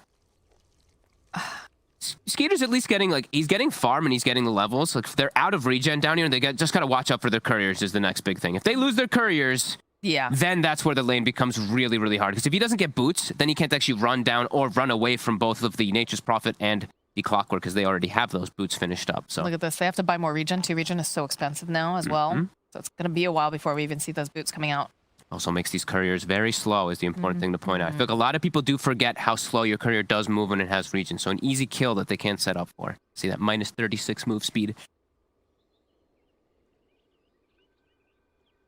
And every time I see the snaking and things like sneaky snaking, do you remember there was like a free video game back in like, what is it, the 2000s? It was like a burger game where you went around and you just stole burgers. No, I don't. You don't remember that? Game. I did not steal burgers. I just remember it because it was like my little cousin's like favorite game, and we were at a tag sale, and he was like, "You can't sell that. That's my game." I was like, "Do you even have like an Xbox anymore to play this on?" Why does that remind you of sneaky snaking? Because it was literally called like Sneak King. Oh, okay, got it. That's that makes got it. Okay. I promise. Fair enough. No, it was definitely he was just a giant hydralist stealing burgers. I was gonna say, I'm like, all right, well, you know, there's a market for everything nowadays, Fogs. I'm glad you said the hydralist. I missed Dota 1 cosmetics. God, they were so good. Warcraft 3 looked so ugly, but some of the things were just so iconic. Look at this, Veno. Look at this boy and his sons. Look at the teeth on that guy. This is practice, you know. This is something that you do have to master. You see the positioning of how he does do the snakes. It's very important of how he does put them down so that you can auto aggro camps as well. So that as soon as they spawn, your things will immediately start attacking them. So snaking, I mean, he's well practiced in this. So he's maximizing nicely already up to 3. And he's just griefing his games. Yeah, he's just a griefing pubs for sure. No, snaking is snaking. If I actually highly advise people, snaking is a great person to actually watch. This guy tries so unbelievably hard. He leads his team in games too in pubs. Like he goes out of control to win games. 10k MMR as well. We gotta watch. I'll show out for snaking a little bit there. You know, NA boys gotta stick together, right? We got it. He's out in the EU region almost all by himself. So I mean, he's making a splash for sure. A lot of eyes have been on him. Tundra's been impressive. Today is a day of definitely for Tundra to get some more fans. These last 2 games have been quite nice to watch. So impressive watching these matches. Like him and 33 especially, like, you know, just the capability of landing those chronospheres, being so patient in the earlier games, and then like, you know, 33 having these just perfect positions, you know, whether it was that Ravage and that other game when he was playing Tidehunter, just catching the jug at the last second once that spin is off cooldown, or the, you know, just the itemization and being able to pop the Lincolns on Medusa time and time again. Like, they've really played so well in these matches so far. It might be like midnight and stuff like that. You know, I'm kind of tired, but when I do see some good Dota, I'm instantly fueled, and that's what we're getting. You know, this is I love when I do get to see this stuff. Unfortunately, you know, this one might be a juggle Venomancer, but it still has potential to be that good Dota. Something though, you know, that's the best part about Dota is that there's always something new being invented. Yeah. Or just the oh god, Fata. He dead. He dead. He is very dead. That's just a hard lane. What is he supposed to do? It is a very tough one. Maybe, you know, at least he can teleport. Oh, I guess maybe not. I was gonna say possibly, you know, you teleport. Oh, He's got to go back. The They get the boots and the Ring of Regen. They find the Snaking Courier. That's his healing up. He's gotta be careful too, He's gotta because be they very might low. rotate over Oh my God, now. if he gets killed by GH from like a single... He's gotta go right now. GH. Oh, No, he's fine. that was so close. Checks to see if there's a ward because of how quick he TP'd, but it actually was not. It was just a nice awareness, says Fada. TP's to the tier 2. He's sneaking his way out here to at least hand off the boots to Skeeter, who, as we mentioned, Skeeter still having good farm.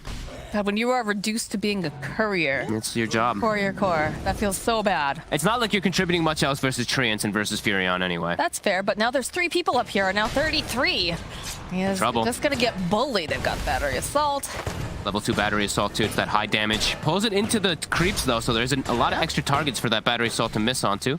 Still continue to hit him, but is he actually able to get away? Oh, the Icarus dive though. The body blocks coming out from Kuro. They don't hit him for anything. It's literally No, but zero I mean, they're damage. using everything to just slow him down here, hold him into place, give some more breathing room here for Spectre. They got And him. oh my goodness, they do indeed take down 33. Not bad. Nicely played though from 33. Able to juke it around, make them work extra, use a secondary battery assault to kill him. Does use the whole mana pool of Clockwork, so GH might just have to go back.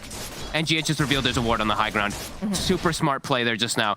Walks up, waits for the creep to walk up the hill. As soon as it does, boom, he knows that information's there. Does take it out. That's the Snaking Protection ward. Now likely to go back to base, refill, and look for his next place to go. I don't think Snake King's going to be crossing that river again too soon. It looks like he set up base camp over within his own jungle. He's got no boots, so yeah, I would be very surprised if he does. 9 goes for the skewer play, but won't be able to connect. Miracle taunt him. This is actually so ridiculous here. The fact that Mind Control is just bullying everybody in this lane just by himself too. Yeah, Because GH he's made another rotation up here on 33. Firing up the cogs, they'll throw out the flame spirits. clears out the Able creep to wave too. harass quite a bit. These body blocks coming out too. We'll be in the middle of a creep wave though. Anchor smash. Gonna get bullied away. They aren't gonna be able to get a kill this time. Yeah, full passive build. 2 in Kraken, 2 in Anchor Smash. Just knows he just has to survive up here. He even picks up small, cheap items, right? Cloak, any type of effective HP that he can get on the Tide versus this magic damage. Paying off. GH waiting for his next target. Does see 9 for a second. He's just going to go annoy him, go secure the rune, while we see Snaking do the same thing down bottom. He's got his Tranquil Boots, so he's a lot safer to play aggressively. Also going to steal the small camp away from this Tiny. I like this play. Yeah, this is nice here. It's cheeky though. It's a little worrisome. Immediately dropping down here. Secures it. Here's the rune. Yep. And he's got raindrop too, so it's like even if Miracle's able to get on top of him with a full combo, very likely to just survive. We'll see lots of raindrops always versus Tinies. Miracle definitely coming out ahead in the lane. Same thing with the Spectre, but they are slowing down Mind Control Okay, nicely. they do finally manage to get the kill on him. Yeah. Can't do it all on his own down here. As soon as those boots are picked up on the jug, it does become a little bit more threatening. GH? GH is just poking away. He's keeping tabs over on Snaking. Snaking's almost 6. The power of the jungle. Working. But how effective is it going to be? Is the big question. We'll see. It's very annoying, as we said already, for that Tiny in the mid game. It's going to be very frustrating. Versus most of the other heroes, not so much. But at least they have combos, right? Poison Nova plus AA Blast, always quite a lethal threat. That is true. So lots of team fight it will be able to provide for them. Ooh, they LTW. go in for the haunt. Gonna chase after Fata here. Should be able to take down this ancient apparition. They spend a lot of time searching for him though. Peter hiding, the follow-up. They'll be able to tree him in place. They're gonna still keep committing for this. They want the tower. GH. They want to push him off because they have Catapult Wave right now. So GH will commit as well. Does have a spin. And he does have a TP if he wants to go for it, but the damage is he's too stuck much. over here. He actually gets trapped. Is he gonna be able to make it out in He's time? No, not. it's too much damage. Ooh. Very nice plays here coming out from Nigma. This feels like a miserable game to play. Nine? And Fada comes back down here. Nine's here, though. Okay. They have ILTW. They're going to try to hold him into place for as long as possible here. Try to get that cold feet proc up the drag right back in and with that shockwave. Fada. He's just so tanky, Fata. Again, he's going to fall. Not tanky at all. Snake King, he just can't connect with the Gale. He can't quite get there. They managed to apply that Poison Stinger over to GH, but not going to be able to go beyond that. They see me mind control, but where's your stuns? Yep, no Where stuns. are your stuns? As we said, it's only ultimates for the stuns for the side of Tundra, and Miracle, Oh, he makes gets the move down. stack. Will get the stack, and we'll find himself a neutral item. And 9, that's the first RP used, not going to get anything. And he's going for the full greedy build, too. He goes for max empower, so it does mean that your damage on those rotations, it is a bit weaker. When you have max shockwave, very likely to net yourself a kill with the first move, but because of this build, it's just more greedy approach because he wants to enable the jug. Another courier goes down. My control able to snipe that one. It's going to be a slow 6 for the Nature's Prophet, but something that they will always have to factor in. Lots of global potential on the side of Team Nigma. No one is ever showing up completely alone. No. And yeah, like I said, feels like a pretty miserable game to play the AA in. I feel like he's just going to die to just like a haunt and then a random like rocket and a combo. Something's just going to kill him. Oh, dear. In this case, it could just be Miracle. Could be. Mosquito is here. They could try to make the pincering movement. Miracle's very deep. Here, they have the Omni Slash. Follow up with the Shockwave. Do they have enough damage? Spin coming out. Oh, yes, they'll be able to take down Miracle. Now they're going to hold GH over here. Can they get off enough damage? It's not looking too good here. Mind control clicking away over here on Skeeter. Can he finish him off, though? Oh, the zip through it. They're going to be able to burn him out. They got him. They get Skeeter, but they also take down Mind Control. They're securing their stacks. Tundra full rotates over when they see Nigma invading. Miracle. It's a little overzealous there. You know, expecting that big burst damage, as we mentioned. You know, the Ava toss combo plus that Wrath of Nature. We'll get the jug, but they will be able to secure their farm of these Ancients for 9. So he's going to be super farmed on this Magnus. Also gets himself Possessed Mask, so he's kind of the carry now at this point for a little bit. He's going to go Echo Saber too, like the build. Feels like a very greedy draft coming out from Tundra, the way that they're itemizing. Is this going to pay off? It's greed versus greed. We've got Spectre, Phoenix, Furion. It's super greed on one side versus another very greedy draft with good team fight. So could potentially have some very long games if we do get to those points, and that's where it gets to the fun. That's when we get to see those big boy items come out. AA Blast. Somehow Fada is level 6 at a pretty early time in the game, pre-10 minutes. This has been a rough game for him. Has been. All right. Well, not bad. Miracle and ILTW sitting pretty neck and neck here in terms of that net worth, but slightly ahead of it as a Magnus would, who has maxed out the Empower, sitting on top with the 5K. Yeah, and the greed, at least in experience, you know, that's what happens when you run this jungle Venomancer. You're not punished so much. 4K XP lead. That's pretty massive at 10 minutes. You don't usually see that too often. Can they make anything with it, though, is the question. Farm. Oh, by God, they're doing that. Farm more. Stacks, Empower, Anchor Smash pulling into neutrals as well. We see 33 maximizing. Kuro. Sitting on the back lines here. They do have the nice lane ward, but already Skeeter just going to leave. Still no blink up on Miracle after that death. He has slowed down a little bit. Does find himself the brooch with the phase and the wind lace. One of the best combos you can get besides Fairy Trinket on a Tiny. Very speedy.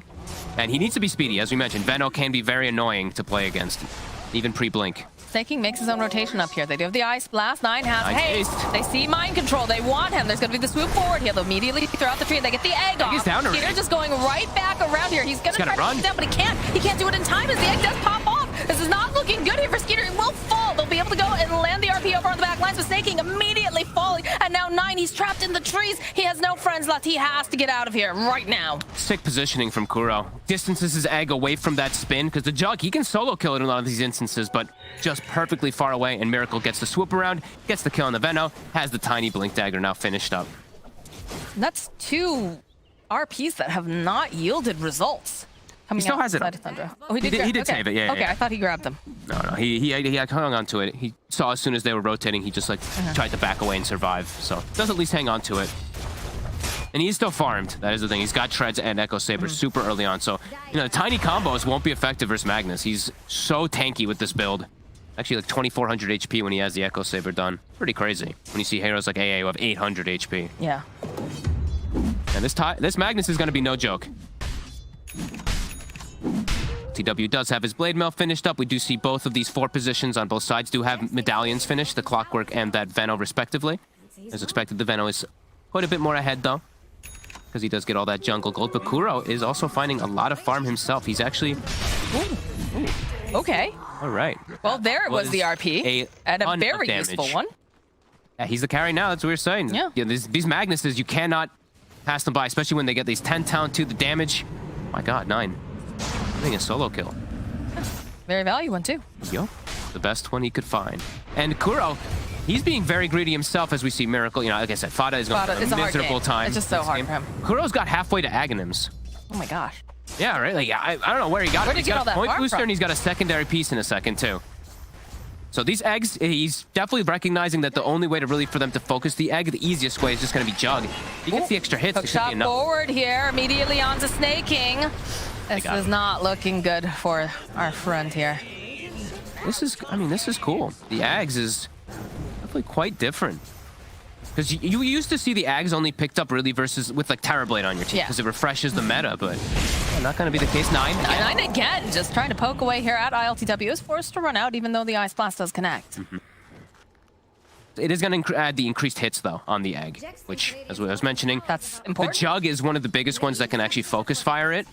But with, like, Magnus can also, but it's harder. Especially if he gets hit by a single Fire Spirit, then it's only going to be the Jug with the spin to be able to go for it. So, could be a pretty cool approach. Also can just full heal the target if he does use it at its maximum effectiveness. Doesn't just reset those cooldowns. So you can Immediately stay spotting out GH. So even go and use the Ice Blast. They just want to get rid of this pesky Clockwork, so they should be able to get that kill. They got him. Snake King's revenge. They're prioritizing Kuro's farm. Like, they give him the top lane. Spectre's farming jungle. So it could be really cool, especially versus these big ultimates that we are seeing. Not a lot of stuns coming up besides just those ults from Tundra. If he sees a target where he swoops in, sees his buddy RP'd, eats him up inside of that supernova, can actually save him pretty nicely. So we'll see whenever that does come out how effective it will be. As you look at the sun raying down the wave as well. Gonna be super farmed. Might be one of the earliest Ags coming out ever, actually. It's got 3 components at the 14-minute mark. That's quite crazy. I'm pretty sure this will be a record for this season's DPT. I'm gonna say ever, honestly, because usually it's not the first item you get. True. Usually you get something else in between GH. The hook, immediately the haunt comes out. 9 just gonna go for the RP. He's trapped. The cogs go stuck off. in the cogs, yeah. Not gonna be able to get anything else here. The Ice Blast does come in, but they don't have the follow-up here, and it's not even gonna connect on any of them. That was really cool how he gets the cogs off before the RP connects to them, so he's stuck inside of there with them. GH, God. These Clockworks. 3, 1, and 5. 8 of the 12 kills. Still seeing Tundra getting this farm, but does feel like Nigma's getting the better out of the map. See, Snake King is gonna slow down GH here. Even goes for the ultimate because Mind Control jumping out to the back lines, trying to just eliminate Fata. He's gonna just teleport out. They will end up leaving GH behind. Gonna get the dot? No. Close. Very, very close, though. Snake King gonna just blink away over here at ILTW. They do have the Ice Blast in again, but they don't have the stuns. Nope. Easily able to TP out. Mid, Oh, 33. 33. Does just Got cut hood. right through here.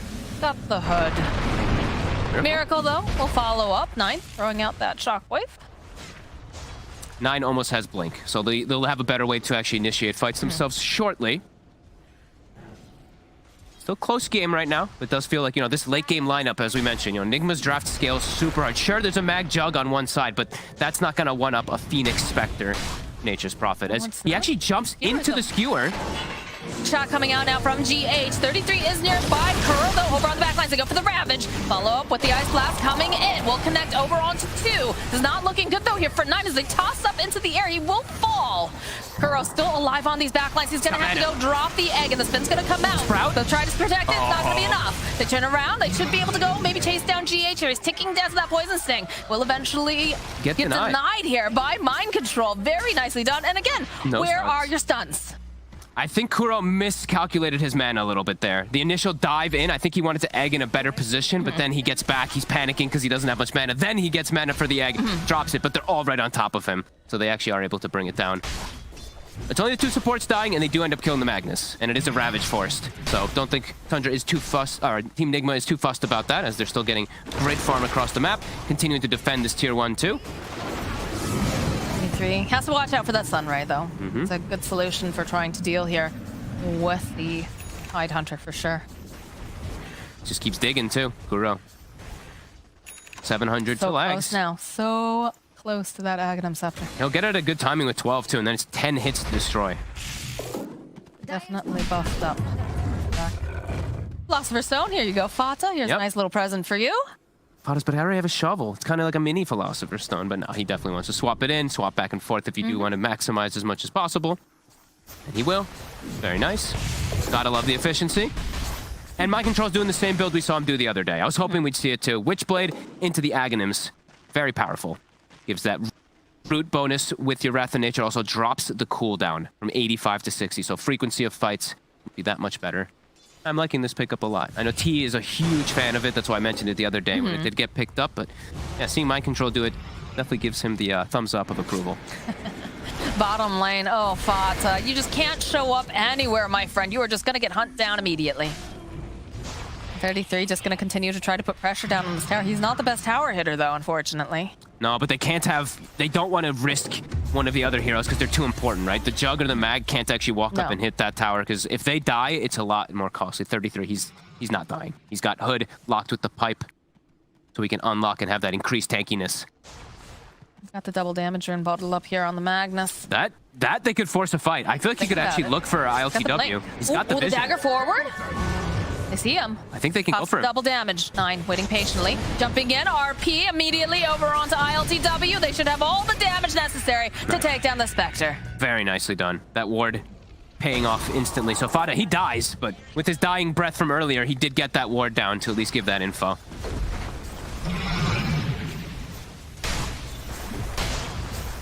The slow siege continues here. Snaking, itemizing nicely. Earn.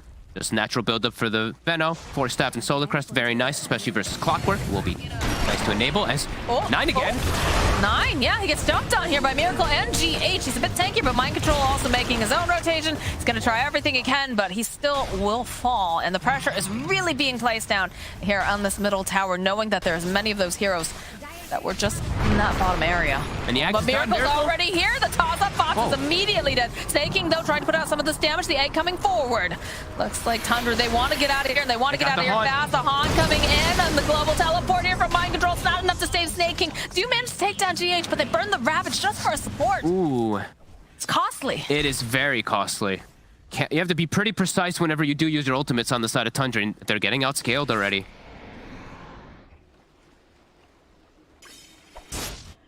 ILTW, Manta's done. Going for Diffusal next. Saw this build on him last time on the Spectre. It was very effective, especially versus a hero like Tidehunter. Limited mana pool. Will be super strong. Now they even have Roche threat. That is something you do have to watch out for on the side of Tundra. Whenever these Spectres do pick up Manta, because the way Desolate works, there's always the threat that they could just go into Roche Pit. We have good ways to get information at the very least there with AA Blast, but it's got to be something they keep in the back of their minds. Pressure being placed here on the top tower. You can see more of these teleports coming in. 3 of these heroes. Miracle looking for the opening here over onto Skeeter. Skeeter holding onto the spin. Looks like he's just going to try to run away, as they do manage to get a kill on Mind Control in the bottom lane. Don't have to use an ulti or anything for it either. Just a quick, easy kill with the damage. He has to hold the spin for Skeeter. Whenever he doesn't see the Clockwork, he has to be very careful, because if he spins out of position, could just get caught from the follow-up. Kuro, he's taking the tomes. Yeah, he's going for the scale. Yeah. As we said, they want to go for... This is a potential game that can go to later stages, and that Nigma draft, when you have a Phoenix support, you scale incredibly hard into later stages. So yeah, he's getting big. Yeah, I like that he's actually gone for Ags. I think he should get the Shard next, probably. Probably one of the better pickups, too. A lot of fun things you can do with Shard, too. If you actually... This is very small, but important, actually, for Phoenix players out there. If you start your Sunray, you wait till it's almost done, and then you egg, your Sunray will continue, and you'll actually be able to use a second Sunray during your Supernova if you, like, overlap it in that type of sequence. It's actually quite important, yeah. Because you can do, like, double kind of heals if you're backing up a target. So we'll see if he does go that route. Because last time we did see him go for, like, Holy Locket and stuff, because it is so effective on a Phoenix. So, very close game. 1k gold lead right now for Tundra. You can just feel that looming threat, though. For sure. They have to be... It's super careful. These next few ultimates have to be very precise for them, because as I mentioned, if you mess up your ults, Roche is going to be on the menu for Nigma. We'll do some farming up together here over on the side. Little treants get taken down. Well, very close here, GH. Farming the wave. Fata. Be very careful, Fata. Gonna show, though. Might be able to set up for GH here. He is definitely setting up. F9 is here, throws out the shockwave, goes right through here. GH cannot connect with that hook shot, unfortunately, so he will fall. A little bit of skirmish over in the mid lane, though. 33. Toss up, though. They're gonna Ooh, just... nice play. Saving out his buddy. 33 pump fake the Ravage. And now with that kill, they're actually going for the roast themselves. Yeah, don't have the Clockwork Scout for you. This is smart. This is really smart from Tundra. You have all these beautiful wards that you can drop here over on Snaking to keep tabs, make sure that people can't just immediately blink on in. The fight's gonna Do come smoke, to them. though. They gotta be ready for it, but Clockwork's dead, so the scout isn't there. Snaking, putting his body very, very forward. You can see Fata dropping some of this here. The Haunt comes in. They can see that they're in the roast pit and it's getting a bit low. Haunt over onto the back line, so the egg comes out immediately. Snaking, he's just not a part of this. The Aegis, though, does get picked up by Skeeter. They're on the hunt. They have the BKB. They're going to chase after ILTW. Got the Blade Mail. He They're on popped him. it. They have the Gush. Can they follow up the Shockwaves? They've got the Omni Splash. This is looking very, very good right now. Can they take out ILTW? This big heal. They've got the spear, though. Followed up with the Ravage Aggressive right on the tail end of it. They'll be able to take down ILTW. Oh. And now Miracle. He's got to run as well as they do have all of this damage. GH trying to lead them on a Mary Chase. Mind control over here on this high ground. But it's already been done. They've managed to go and take the Roche. They've got the Aegis online for Skeeter. They still have RP as well. 9, he actually hung on to it during that whole fight. He's setting up immediately for bottom. Mind control. To be careful. Be so careful. The blink's gonna come off cooldown. F9 wants to go front. Yeah, he is. He's hunting. He wants mind control. He's trying to skewer forward. They've got the Ice Blast here. It's gonna try to just buy a bit more time. And that looks like mind control. He gets spotted. They use the RP. You know, they don't have a lot of stuns, but they gotta use what they have here. So I'm just gonna try to fight here. Miracle following up, though, and they do have the Sunray for that percentage-based F9, though, already skewering away. Can they get this kill? The Clockwork coming in. It's just gonna hold him into place. Yes, they will be able to take down 9. Kuro sitting very, very low himself. Fata?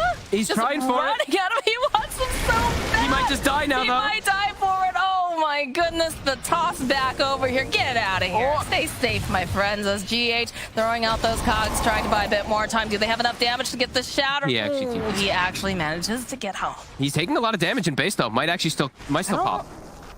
Be very, very close. Oh, ooh, that was very close. Does have that cloak as well to give himself that extra magic resist, saves himself, and yeah, Bam Brace for sure. Ooh. Who got who there, right? 9. He got so ambitious to go for the kill that it actually gets turned from the Nigma rotations. This is an excellent game again coming out from both sides. 12-20, super close still. This is the kind of game that you want to watch, you know? It was perfect. Like perfect game 3, Game perfect 3? midnight Dota. Let's go. Mid tower still alive. Snaking trying to keep it up a bit longer. My control. Not much longer, though. You know, they've got it. Fortification comes out. They'll throw out the Ice Blast. Be able to take down the summons, actually. They can get a deny here. They can definitely get the deny. Look at mind control. He wants to go, but they're so bad. They're but, baiting him. like, come on. Come take our tower. You won't. Get the empower up on They're Skeeter. grouped up really closely. They'll have to be careful. That avalanche coming out now from Miracle. Gage What trying do to we get... got? Oh, the blink. Blink is completed for Tide. Blink for Tide. So better forms of initiation for them if they can get the jumps pre-haunt. It's going to be important. Kuroki also finishes up Shard for himself too, so stronger inside Supernova with that Sunray active. My control. 9 kind of lingering near him. Does have about 14 seconds before the RP is back up, and I have a feeling he's going to want to hold on to that. Throw the Ice Blast to kind of scout out. Looks like they were trying to go for something here past the tower. Scan is there for Team Nigma, so they will They know. made their rotation. Mind control's just gone over to the enemy side of the triangle here. Doesn't want to get caught out, obviously, and they're being very patient on the side of Nigma. But they're just taking over the jungle completely. There is not a lot of space here for ILTW. He is forced to go in jungle, and he's underneath their ward, too. It's getting big, though. Level 19 now. He sees Fada for a second. Fada. Fada. Oh, Careful. Fada, no. Ice GH, Blast. though. Okay, they'll go in for the haunt. Gonna try to push back. They're on Miracle, 9. though, finding 9. 9 using his BKB, though. He's looking to get the shockwave off. Not gonna be able to quite land it, as now the Spectre making his way over. The Ravage comes out on the back ends here. Snaking sitting very, very low. Mind control is forced to teleport away. As Miracle still hunting. Oh, he wants Snaking. He wants 33. He wants anyone. The Avalanche, though, it's not in the right place. They're just a little bit off, and this is going to allow Snaking to survive that engagement. And the Scotty's online now for Juggernaut. Whew, still very close here. He's They still engaged. did hang I mean, now you don't have the haunt. Yeah, they've got RP You've got as the well, RP. too. They've You don't got have the Omni. Ravage. Yep. You did use that, but Picking up some nice neutral items here, Skeeter. Elven Tunic. Age is gone in about 40 seconds. Can they force something here? Fada is respawning, and they know that that Haunt is on cooldown. Wrath of Nature will be back up in 8 seconds, as we know. That frequency is fight very quickly, and BKB on my control too. And that's big. Big versus that Ravage. Kuroki still does have his egg too, so we still have some good ultis on both sides. Had less than 1k net worth So between close the two here. teams. Again, break down these illusions. ILTW. Okay, careful. Trying to get into position here. The 9 spotting him. Venom ward. You see it. Skewer back immediately. They're gonna go into the Omni Slash, and you know that BKB is nice, but it's not gonna matter too much as they follow up with the RP. The egg does come up. It's him. They're gonna be able to save him. Can they click down the egg? That was the question. Can they do it fast enough? It's ticking down. They got They it. get it. They managed to take both of them out with one egg there. GH next to fall. ILTW left all alone. He is just trying to break some ankles here. Mind control force to pop the BKB. He's got to get out of there right here, right now. The damage coming out from Skeeter is immense. This tower belongs to the side of Tundra. Such good ways of being able to take that fight, and they try again. They try to sprout the egg over and over again, but it's not going to work. The Omni does end up bounding some treants, but mostly hits onto Miracle. Positioning not his friend, as Skeeter's able to full focus it with the spin. Tundra doing some big stuff, and they still had Aegis there too, so It's timed out now. Look at the Snakings just hunting ILTW's, forcing him to teleport out as they Taking just a go Rax. right into the base. They take the tower, they've taken the racks. Sprout, it doesn't matter. You've got a Quelling Blade. You just cut it on out. Nice Ice Blast in. They're not going to go for the dive, though. Tundra, they've been playing a really disciplined Dota. it's so clean really from them. Veno wards. This is when we mentioned that Veno versus Tiny. It's super frustrating. You get hit by a single one of them, they connect with you with the Omni. Close though, very close for Kuro to be able to save him. Haunt comes out. Are they chasing after Snaking? No, they're going to chase after 33. It's getting chipped down here. This is not looking good for the Tidehunter, but They got him. he is going to take a little time out here. And Fada just dies. And Fata just dies Like we to the said, illusion. he's just gonna die Oh, all the yeah. time this Poor game, just to Fata. random stuff. Yeah, look at this. The Aeon Disc, the hopeful, you know. I'm getting closer to it, guys. It's not quite there yet. No, don't watch Fada die. Oh, he just Oh. dies to the... I told you, he's just dying to like random stuff. There's nothing he can do. As Nigma, they are starting to hit back here onto the towers here, even though they do lose the Racks. Actually, Still his in a good courier. spot. What was on his courier? What was that? Basher. The Basher. Yeah. Ooh. Very Good effective one. one, yeah. Big one versus the Jug, for sure. A good one to delay. And he still is level 22. So, you know, they did get that big momentum swing here for Tundra, but still have to be careful. It's a very farm Spectre still at this point. Roche, one of the next biggest things on the menu here for both sides, too. You're just able to clean up all of those treants, clean up the illusions. LTW is just going to farm out the jungle as he leaves.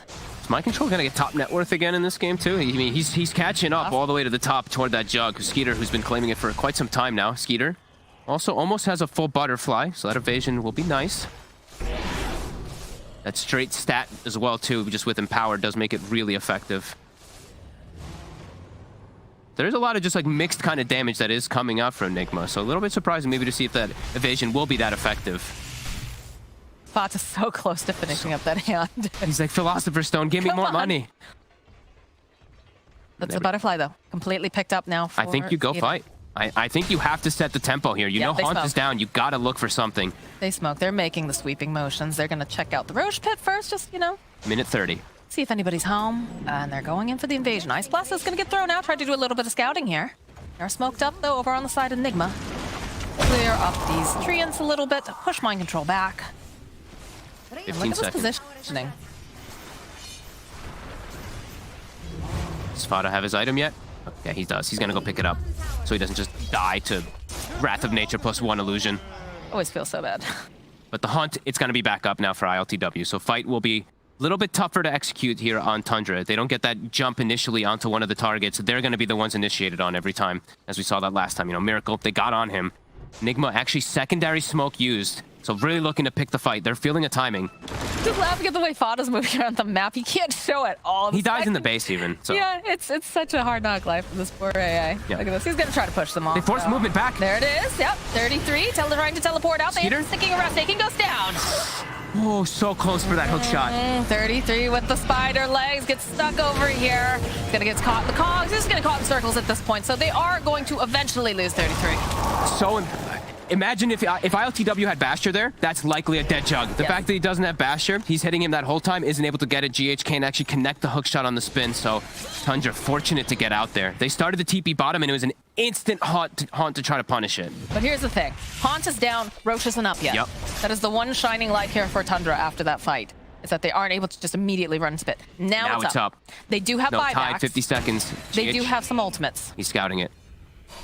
They still have the RP. They still have this very big jug. They have very nice board vision over in the side of... Oh, yeah, this one didn't get taken out. Yeah, they That still high know. ground ward on the Dire side did not get taken out. You have the ward, though, over here as well. Both teams do have vision of each other's side a Very little bit. important. Mind control just continues to shove out the waves. GH just sitting around here. Skeeter walks into the pit. He didn't see him though. That's the spot. He's in the Oh my God. little smoke, Oh God. little hidden spot inside the Roche pit that you can hide in. I think he saw the ceremonial robe on him too, and he's like, "What? Where is he?" Flashbacks to like the Beast Coast game where Whisper just narrowly misses God. Roche back and forth. That was heartbreaking to watch. Illusion Rune picked up on ILTW. This is actually a big one. Miracle actually passes him off the bottle. So we've seen how effective, you know, just this desolate damage can be. Also just versus a Juggernaut Omni Slash, more illusions. With the Dream, Mind Control continued to push up bottom. And Tundra continued to look at the pit. Skeeter's gonna start threatening it. There's just so much that they can throw into it, though. It's very, very scary. They know Hunt is still down though, so they're trying to kind of force this here. Another Ice Blast tossed out, trying to get vision. It's dying fast. Skeeter hits hard. Got the gush. Got that GH. Gotta Send get in themselves. the illusions. Again, Watch out for the steal. Dagger getting tossed out. Yeah, they're waiting. The hook shot forward here from Miracle. They find- Can they finish him off? No, he does. He still has the BKB. He's absolutely fine. He's already with the RP. Then they go right back in. 33. No, they take down GH. This Roche is sitting very, very low. He's having difficulty here. He needs someone to come bail him out. He's gonna try to use the gush, buy a little bit more time. Fata's here. Everybody's grouped around this pit. The egg goes off, but they're just gonna be able to walk away. Is he gonna try to secure Roche with that? They're Or? gonna. It feels like they're gonna go right back in again. The Ice Blast coming in Right on hot. top of them. Land on all of them. They follow up here with their team with the Ravage as he goes, and it's still gonna be ILTW who picks up that Aegis though. But he's taking all of this damage over on the back lines. He is gonna fall. Mind Control also dying. Now Miracle's gonna get chased down by Skeeter. ILTW is coming right back up again. He uses the haunt. He's gonna try to create some sort of confusion. Try to make it out alive here. 33 is getting bullied by Kuro on the back lines. Mind Control. He bombed back, as did Miracle. They're going right back in again. Look at this damage. Mind Control. He's trying to let Miracle up against everybody here. Skeeter. Oh, they take him down here at 9 to eventually will fall. ILTW. Mind Control did buy back Skeeter though. He's still alive. The swoop in. They're gonna try to get the final hits up over onto Skeeter. burning. Can they do it? They've got the Sunray. Yes, they'll be able to find it. And Miracle now just trying to throw out some trees, trying to make some distance. Many buybacks coming out here. 9, he's looking. Can he get his hands on ILTW? It's not looking good enough. blast? But the A blast, is it gonna come in? It connects. They got him. They get him. They get ILTW. Oh my God, that actually might make it pretty worth it there for all their buybacks, just getting that big kill on the Spectre. He still has his, so does Skeeter. Okay, so Aegis was Spectre. I heard a cheese. I didn't see who got to use it There was inside a of the lot fight. happening during that So fight. cheese was used by the mag. Okay, so he was able to snaking. steal that one. No, he's got the Icarus dive. But the pressure's on now. If 33 didn't get mini avalanche there, they're all dead. The mini little avalanche stuns allows them to get BKB off and actually even pick up the Aegis on ILTW. That was kind of the biggest difference maker inside of all of it, since ILTW almost lives throughout the end of it. And Kuro getting the snipe on Skeeter. Chaos. Absolute chaos inside these fights. Just had the eyes on the prize the entire time. I cannot believe how dead even of a game this still is at the 36 minutes. We're less than 1K gold lead. What's our experience looking like too? Pretty much the same thing. This is just beautiful Dota from both sides. We got a full Satanic online now for 9. Yep. It's going to give him the extra dispel. It's going to keep him more survivable in these fights. How's our buyback status looking? Almost everyone has bought back at this point, honestly. Spectre still has it. The two so big does cores. Those are the two big ones. The two And big then cores still have it, so. AA and Phoenix, which are also very, very important, especially the AA. Because that ultimate is just so valuable. Yeah, we did see Kuro also with the egg, right? He used it as like a zoning tool. Yeah. So Scanning for enemies. pretty important one that he will also have that buyback. Almost has refresher on Kuro as well, level 22.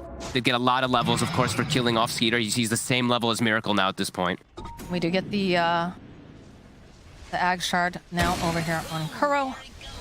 They're doing a lot of hunting. They're trying to get as much information as possible. But look at the way that Tundra's grouped up here.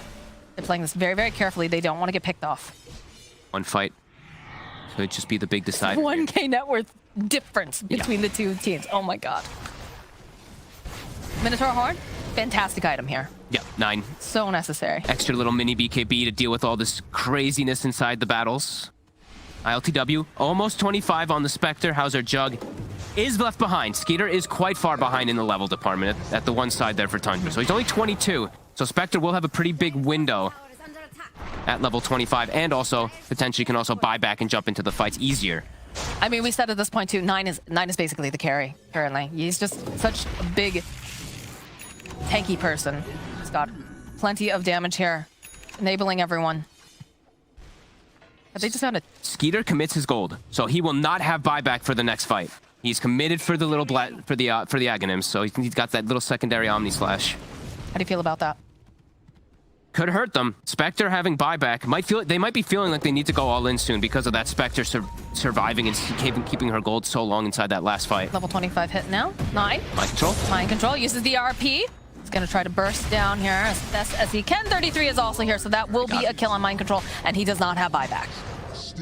Look at the follow-up here from Nigma, though. They immediately teleport down. Smoke is up, though, over on the side of Tundra. Gonna be looking for this opening. 33, spider legging forward. Look at that. Not a verb I ever thought I'd be saying. You have to be very careful in their positioning. Skeeter is going to show, and again, does not have buyback. The rally But behind him. They're moving away, though. 9 creeping over here on the tree line, too. Waiting to jump on anyone who dares to show themselves. They do not have the RP, Look what though. Mind Control's doing, too. He pulled the mid creep waves. Look at these treants. Look at mid. One treant here, look at up top. The other one, it pulled the whole wave up here. So he's trying to buy time. They know they need Mind Control to fight. This is just this clever creep manipulation as Tundra is going for this secondary Rax. Kuro standing over to the side. They don't have any vision. They just shred through that first tower. Throw out the Ice Blast over onto the creep wave. They did fortify it. There's a lot of damage, though, here. Miracle will reveal himself. He's just going to try to get some of these creeps eliminated. Hitting him with the shockwave. They're accepting. They're just letting the racks drop. They're seeing how important Mind Control is. Drum is popped even to swoop toward top. Snaking is saying, go team, go. Go for the last set. The Shadow Blade online, too, here from Miracle. Okay, LTW is going to teleport in the fall with the Avalanche. Skeeter almost has the gold for buyback now off of this push here. That's big. 150 very, very short. big. They're looking for this opening here. They do poke a little bit. ILTW doesn't over here have onto buyback. 9, GH over onto the back lines, trying to separate. They do have the stun ray, but they follow up again. They have the BKB over here on 9. GH falling. It's going to be another avalanche tossed out. They'll fall right back in again. Do they have enough damage, though? They finally managed to take down 9. There it is. There's the Rex. The egg over on the side. They take him out. The follow-up. ILTW, he's stuck in these trees over here for the Miracle. They'll go with the takedown. ILTW, the takedown Miracle. The buybacks are coming out now. Mind Control running for his life as they're just chipping away on him. And over here, Skeeter barely staying alive just by the skin of his teeth. He did have, of course, that switch lasso to be able to make it. Fata, even he will be allowed to walk out. Mind Control. Mind Control ticking down. They got the megas though, and they all instantly turn for the egg, no hesitation. Pop the drum charges, everybody focus fires it. This is so impressive again from Tundra. 14k gold lead. Nigma unable to take fights. 9 just too tanky. They get the Ravage follow-up, and then as that Ravage is going on, absolutely everyone turns and hits it. Tundra just continuing to impress all day today. I mean, this is what happens when you have these consistent matches, when you're facing up against some of the best teams. That's amazing to watch. It's actually such a joy, honestly, you know? Yeah, I mean, these mega creeps coming in. Miracle's dead, no buyback. All right. Do get some more of these items. Looks like the Timeless Relic is found now. Fight's looking hard. Fight's looking real hard. You'd think they'd be able to win them with all these, with the Haunts causing chaos and the Phoenix, but it still just hasn't been able to. As of course we see a leveler here for Skeeter, so more attack speed, tougher for the eggs to be successful. And Kuro, who got an Aghanim so early on, they've been able to focus fire this egg time and time again. It was a gamble, and it doesn't feel like it's paying off, unfortunately, especially when you consider the fact he tried to go for that save, but... Very interesting indeed. It's finally happened. Fata finally overtaking Kuro in the network. He's got a BKB as well. Oh, look at this my AA God, with a look at BKB. Still gonna get clicked down to death, but hey. But he won't get rooted. Maybe he can actually run away from that. He won't get diffused and chased too. The BKB. He's got the Quelling Blade too in case of the Sprout. He's got things covered. Homie knows his job is to stay alive and just throw out the Ice Blast and Vortexes. My goodness. Vortices? Vortices, yes. Vortices? Oh, maybe it is. I believe it's Vortices.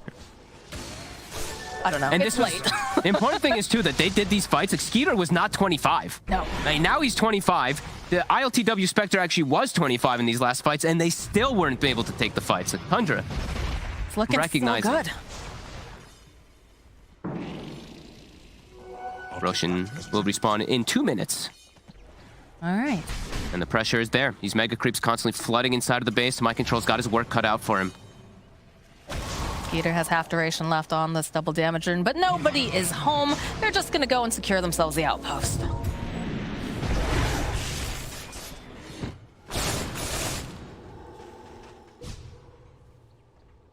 No AC on the side of Team Nigma. Miracle has just keeps getting caught, keeps getting killed easily here, and they do have AC on one side. Also, they do have, I believe, a Vlad's too, so they are buffed up so much more on the side of Tundras. We are going to see a pause here. So we are seeing this Jug is just so nicely enabled too by his teammates. Like AC, Vlad, Solar Crest, and Power, super buffed up. But we do see the Spectre. He's got the Sunray up behind him, but that's been pretty much it. Miracle's involvement inside of the game has slowed down significantly. 4, 4, and 10, always getting caught. Miracle's having difficulty too. He does have himself the Shadow Blade, but they picked up that gem fairly, as soon as they realize that, hey, we are in control of this game, we can start taking down all of their vision, which makes it so difficult for the side of Nigma to get anything done. And then on top of that, we always know, because they put it on 33, they always know where Miracle is if he's anywhere in the vicinity. This game has just gotten so much harder. And he is still making really nice plays, but these BKBs, all of these things, are just making his game so difficult. Tundra's in it's the most comfortable position you can be in. Mega creeps, you've got Jug, you've got like everybody's buyback back up too. The pressure's on for Nigma. It's no buyback on Spectre. You're gonna need some crazy type of fight to be able to bring you back into this game, and then you have to fight all the way back to the enemy base, all the way through these megas. All of these waves are really shoved in, and it feels like right now. And do you think that Tundra just needs to chill? They just need to wait for this next Roche? Or do you think I think they should go. There's no it's go buyback time? on Spectre. It's go I think time it's now. absolute go time. When you see an opportunity of waves pushing in, if you can catch something, you absolutely want to go. They're going to keep scouting the pit. They don't want to force into the high ground in particular, but if someone goes outside, they definitely would look to take that fight, because there's 3 heroes, no buyback, so... I feel Mind like Control is close to it. And they know that 2 of the buybacks are not available. They don't know about the 3rd one. It feels like one of those situations where, sometimes a less experienced team will push the envelope too hard. They overcommit, and then they end up, throwing away the lead. Or on the flip side, you sit back for too long, right? We saw, some of those other teams in the past, the old... Currently now Liquid, they used to have that issue, remember? They used to win their game like very early, but they just couldn't close it out. So it's very much, the mindset and knowing, do we have the advantage? Do we feel confident? And usually, a Roche is one of those things that helps gain confidence. But like you said, there's no buyback right now. They need to make this move now. If the fight comes to them, they'll take it. If they see an opportunity of someone out of position, they'll take it. All right, we're back in. Bottas Courier does get sniped. It's just going to be a smoke. Was that what? The neutral just killed it. The Vol Assassin just said, nope. He just turned and attacked the Courier. He is an assassin. When you least expect it. Strikes from the shadows. 25 on Tide, too. Gonna keep tabs over here. They've got those little treants going into the pit, and of course they've got the Venom Lancer wards, so it's gonna be constantly checking as Mind Control is doing the best he can here in this bottom lane, trying to shove out as much as he can. Trying to cut waves as well, these little treants, these pesky little guys. Looks like they are just gonna play patient. So 30 seconds, not gonna walk it to the high ground. They still won't have buyback available for the Spectre and Phoenix, so taking that fight, it's going to be hard for Nigma. They use a big scan, though. They're just trying to keep tabs. They're very afraid because they are taking down a lot of their vision. They do have one of the wards, actually, further into the top part of the jungle, and there's one over near the triangle area as well. They're just camping high ground, just waiting for any opportunity, not going into the risky side of the map at all, just waiting for this Roche. I mean, you keep seeing Mind Control just run back into the trees every second. He's like, where are they? Am I being baited? Could they be showing up right now? This was actually the smarter play rather than looking for the fight, because it was going to come up that soon. They still knew that those buybacks were down, so this was definitely the smarter play. Take back what I said. Into the pit, blessing. Let's go. Who's going to take this one? I think you give this to 33. A nice little AoE gush could be super effective. Also for snaking, I think both of them are really nice this game. I think 33's is just a little bit better for the the enabling, right? Enable the Skeeter even more so with minus armor on top of all these other buffs that he is having.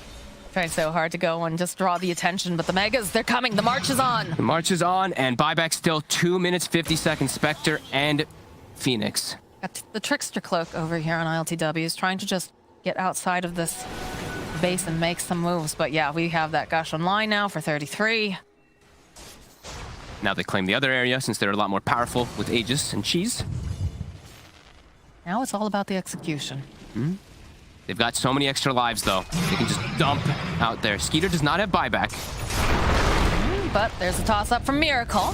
Not too concerned about this. Throw out the Ice Blast here. Quite connect. Lanes are being dealt with. We do see the Spectre and the Furion on each sides. Skeeter just Tier 4. focusing down. Miracle just going to continue to follow up. The Gush does connect here.